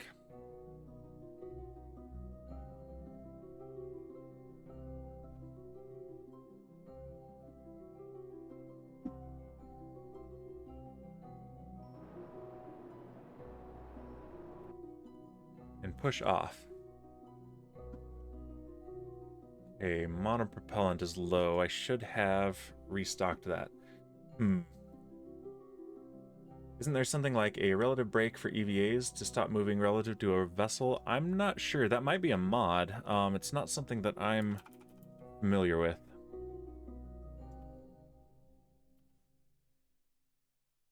All right, let's control from here. And set this as our target.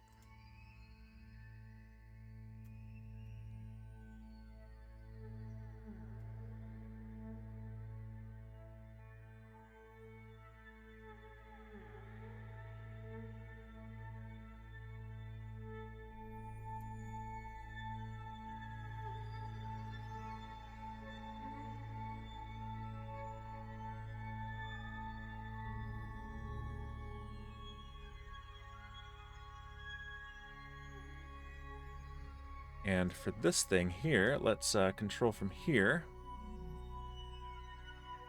and set this as the target.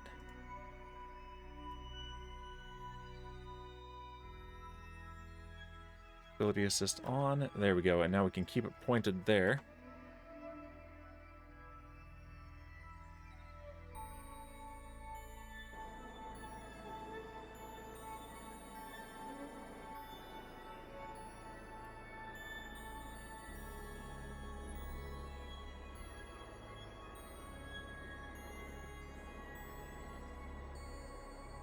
I don't like how much monopropellant we're using, but that is okay. What you're gonna do, right?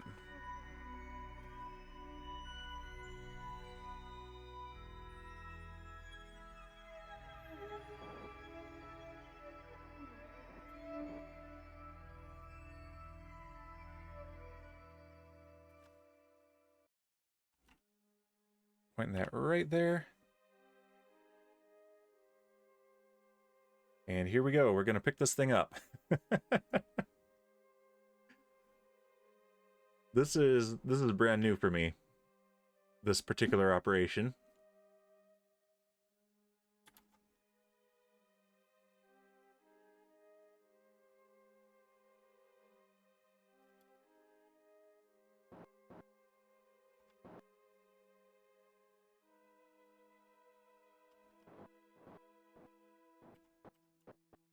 There we go. Boop. We got it. Okay, that's awesome. That's very cool. Okay, so now we need to choose our new target. And it's gonna be... let's choose the moon for now. And yeah, we've got 2.7 kilometers per second to work with. If I could have upgraded these engines in orbit, I could get another 600 meters per second out of a fully fueled ship here. But I'll need to think about how to deliver those since they won't fit in a cargo pod. All right, so moon will be about here when we intersect it. So we want to burn right about here. Let's plan this maneuver.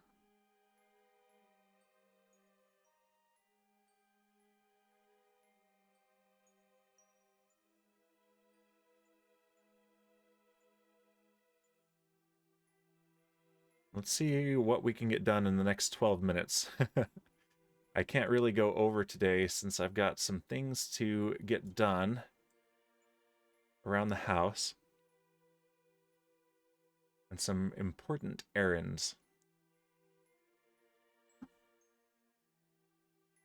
It's pretty good. Let's pin the periapsis there. All right, yeah, about 210 kilometers. That's fine. So that is coming up in 8.5 minutes. It's a 30-second burn. So let's point prograde, since this is essentially going to be a prograde only maneuver.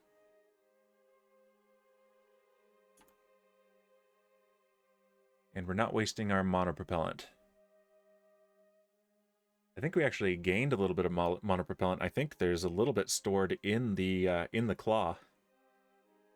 Believe it or not. All right.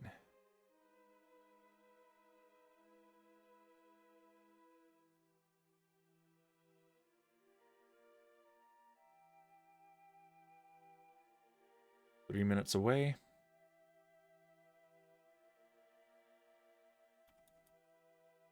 Okay, we're just about at our maneuver. We'll start at about T-minus 20. I won't put it directly in the middle because we're going to slow down. Whoa. Yeah, this is throwing off the center of... Oh, I did something terrible and very stupid. We need to control from here. Oh, yes, I've done that before. Hurry up, let's, we can catch up to this maneuver. Yeah, we were pointed 90 degrees from our actual trajectory. Yeah, that's, I think, the third time I've done that with this ship.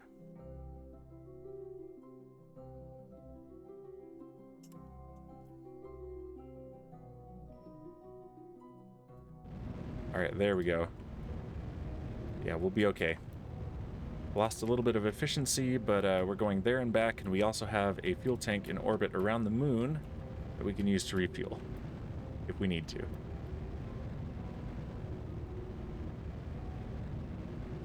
Yeah, that was a derp. I think I'm gonna add to the derp counter here in a minute. Derp counter is brand new, so it's got relatively few derps on it. I think it's only got one so far, but that certainly won't stay that way.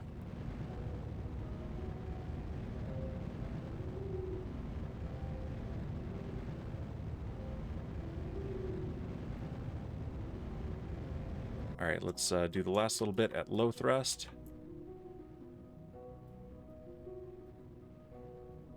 And yeah, this maneuver didn't require a lot of precision anyway, so we're fine. Yep, there we go. That's pretty good. And yep, here we go.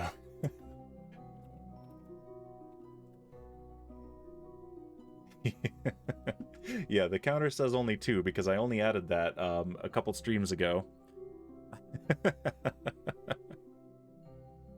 Whoops. All right, let's warp to here.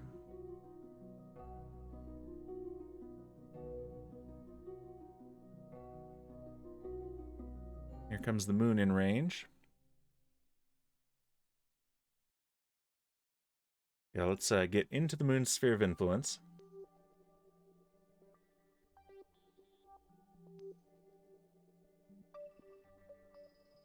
And there it is right there. Set as target. Okay, yeah, that is way close to the moon, so we need to get down 11,304.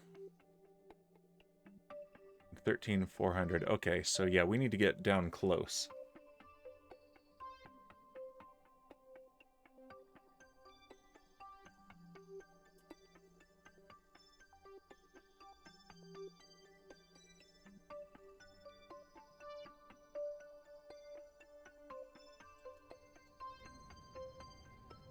So we'll do that now while we have lots of leverage, because we're very far out and going very slowly.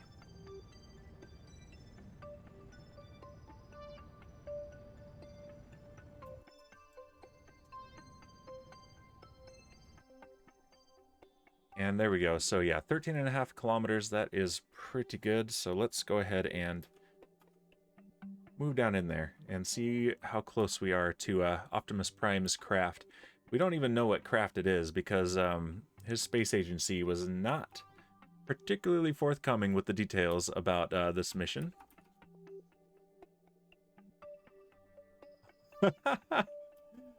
That's interesting. It's calling this an unknown object because of the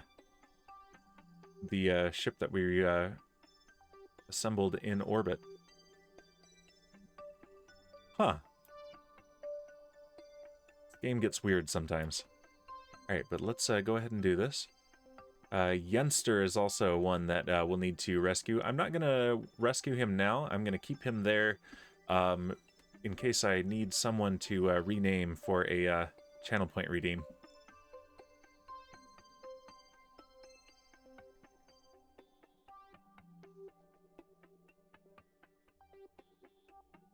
Yeah, we are coming in very inclined as well, so we're definitely going to need to change inclination.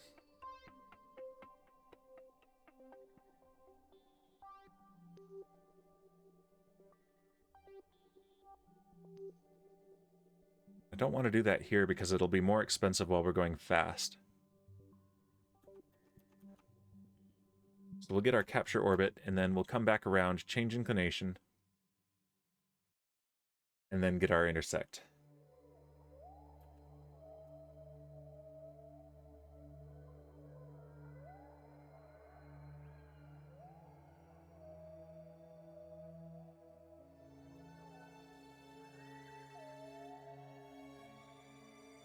All right. Coming up on our periapsis.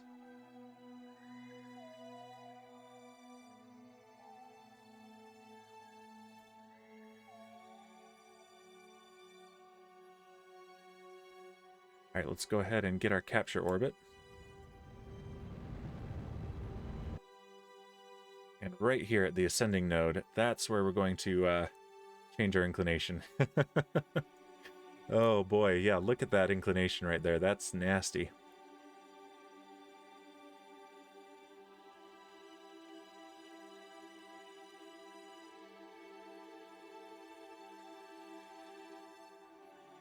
That's the ascending node, so we'll want to burn anti-normal.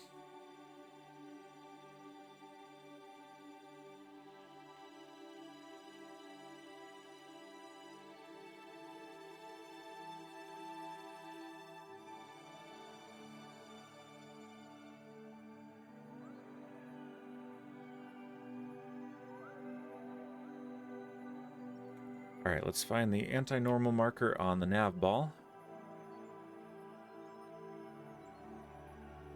There it is.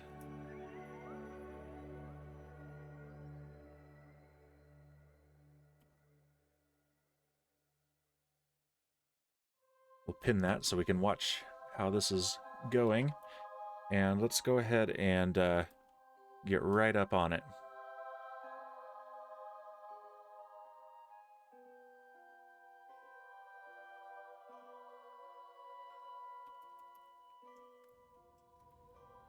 There we go.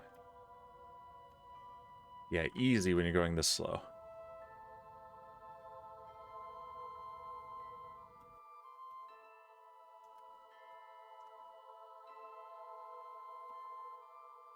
There we go. Now what's our periapsis? Our periapsis has gone up though, so let's point retrograde.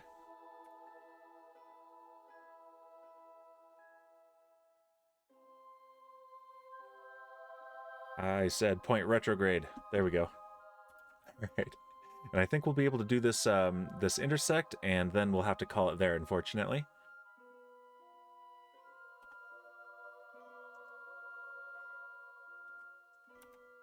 There we go. That's pretty good. In fact, that's almost a really good intersect right there. Okay, let's get down towards the moon.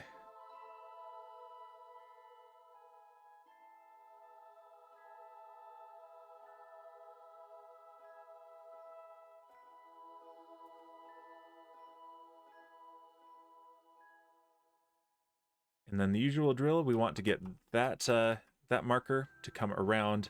It's going to have to come all the way around to here. And the calculation is different when we're in time warp, but it's really right over here. So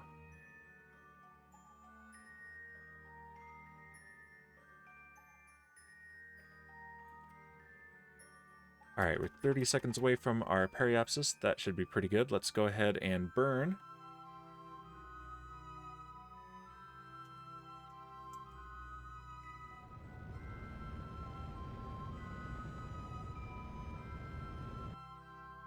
And I think it's going to be this one. Yeah.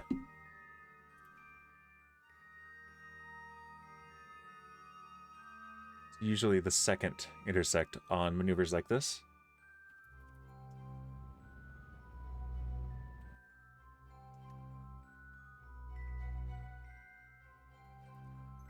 I think we went too far. Let's turn around.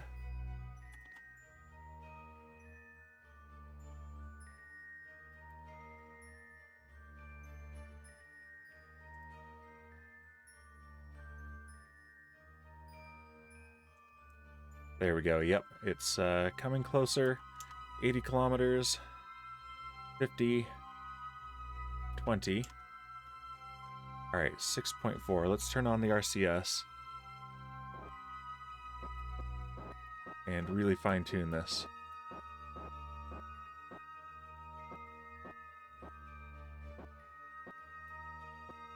All right, 400 meters. That's going to be pretty good. The moon, yes indeed. Let's take a look at it. We're nice and close to the surface here. All right, let's turn off the RCS. I don't want to use that up too much. All right, so now if we come back around, we will be able to intersect Optimus Prime's pod. Thank you, Satan, for naming one of the Kerbals Optimus Prime.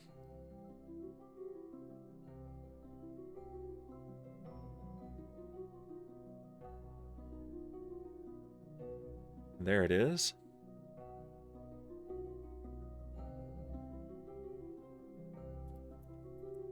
Point retrograde again, and yeah, it's we're gonna have just enough time to do the encounter, and then I'm gonna have to take off. But this should be a lot of fun.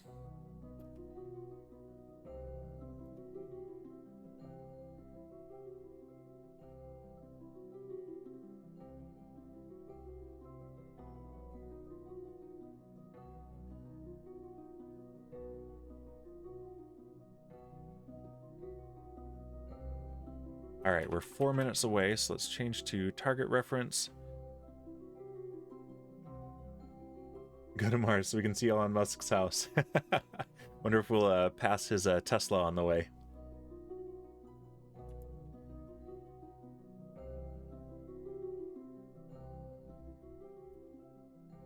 All right, let's get out of this view.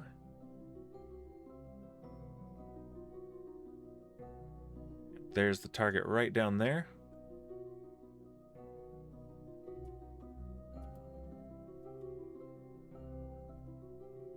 And we're going to come very close, so we'll be able to just do a braking burn when we get there. Nice view of Kerbal out there. That's cool. I'm going to get another screenshot. There we go.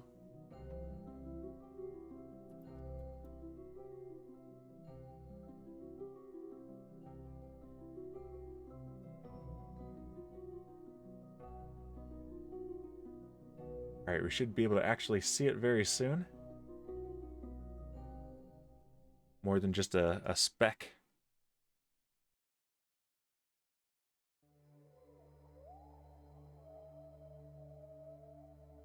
Three kilometers away. Let's go ahead and slow down. And tighten our approach a bit.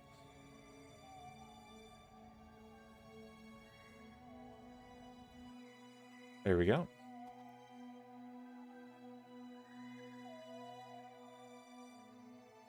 Right, it is 1 kilometer away. I can smell him from here.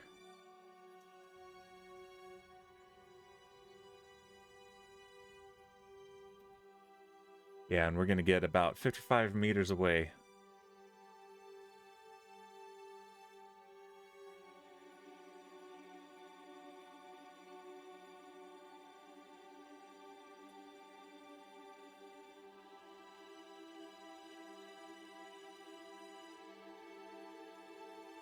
Yeah, details are coming into view.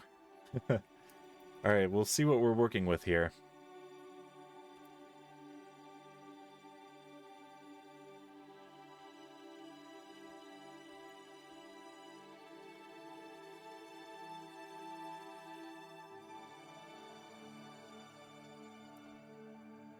All right, yep, that looks like it's one of the lander cans. Okay. Yeah, we can probably do this. All right, let's go ahead and arm this. And control from here. This is going to be interesting.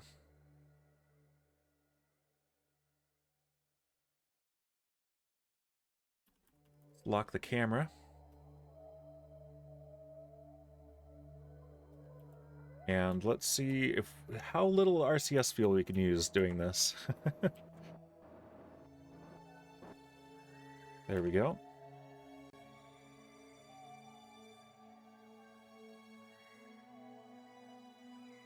Looks like we'll get about 6 or 7 meters away like this.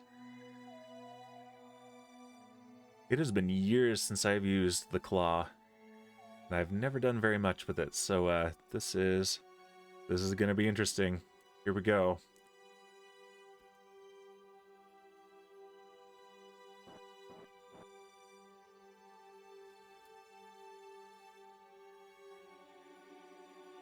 Ten meters away.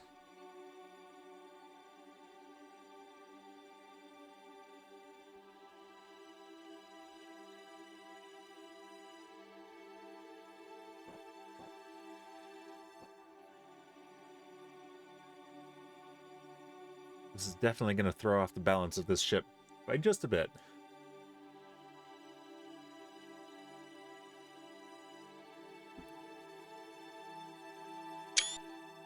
And of course, we're doing this in darkness, always in darkness. Alright, and I think all I have to do is make contact, and it'll grab it, I think. Yes, okay, good. There we go. Alright, let's get into some better sunlight and take a screenshot.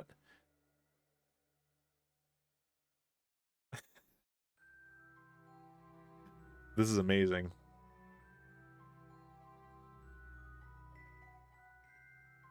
Okay, sun should rise any moment.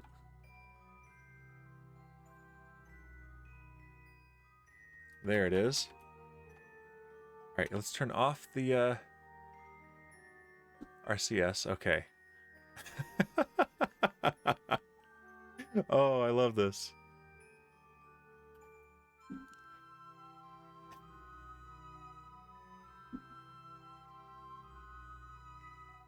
Zoom out just a bit. There we go. I think I can actually pivot this thing.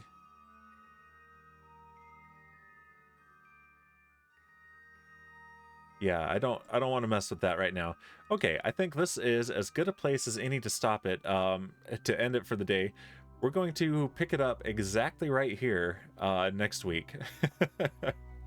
Exactly where we're leaving it here, and we will figure out a way to bring Optimus Prime's pod home. So yeah, thank you for joining. This was a lot of fun. Thanks for welcome new people here. Danju, good to see you again. And let's see, is there anyone playing this that I can raid? It's really hard to find Kerbal streamers these days that I know. And I'm not very fond of blind raiding. You never know what you're gonna get. So I don't see anyone in the list in OBS, but that list is not very reliable, so let's take a look in. There we go. Yeah, there's no one I know. Yeah, I think I'm not gonna worry about it. I'd have to raid and run anyway, so yeah, I'm just gonna leave it there, and I've got some errands to run, and so I'll be back on Monday with some more Minecraft, and on Wednesday with Risk of Rain 2, and then next Saturday with more of this very mission right here, this ridiculousness that's happening. All right, yeah, thanks everyone, and I will see you next time. Later.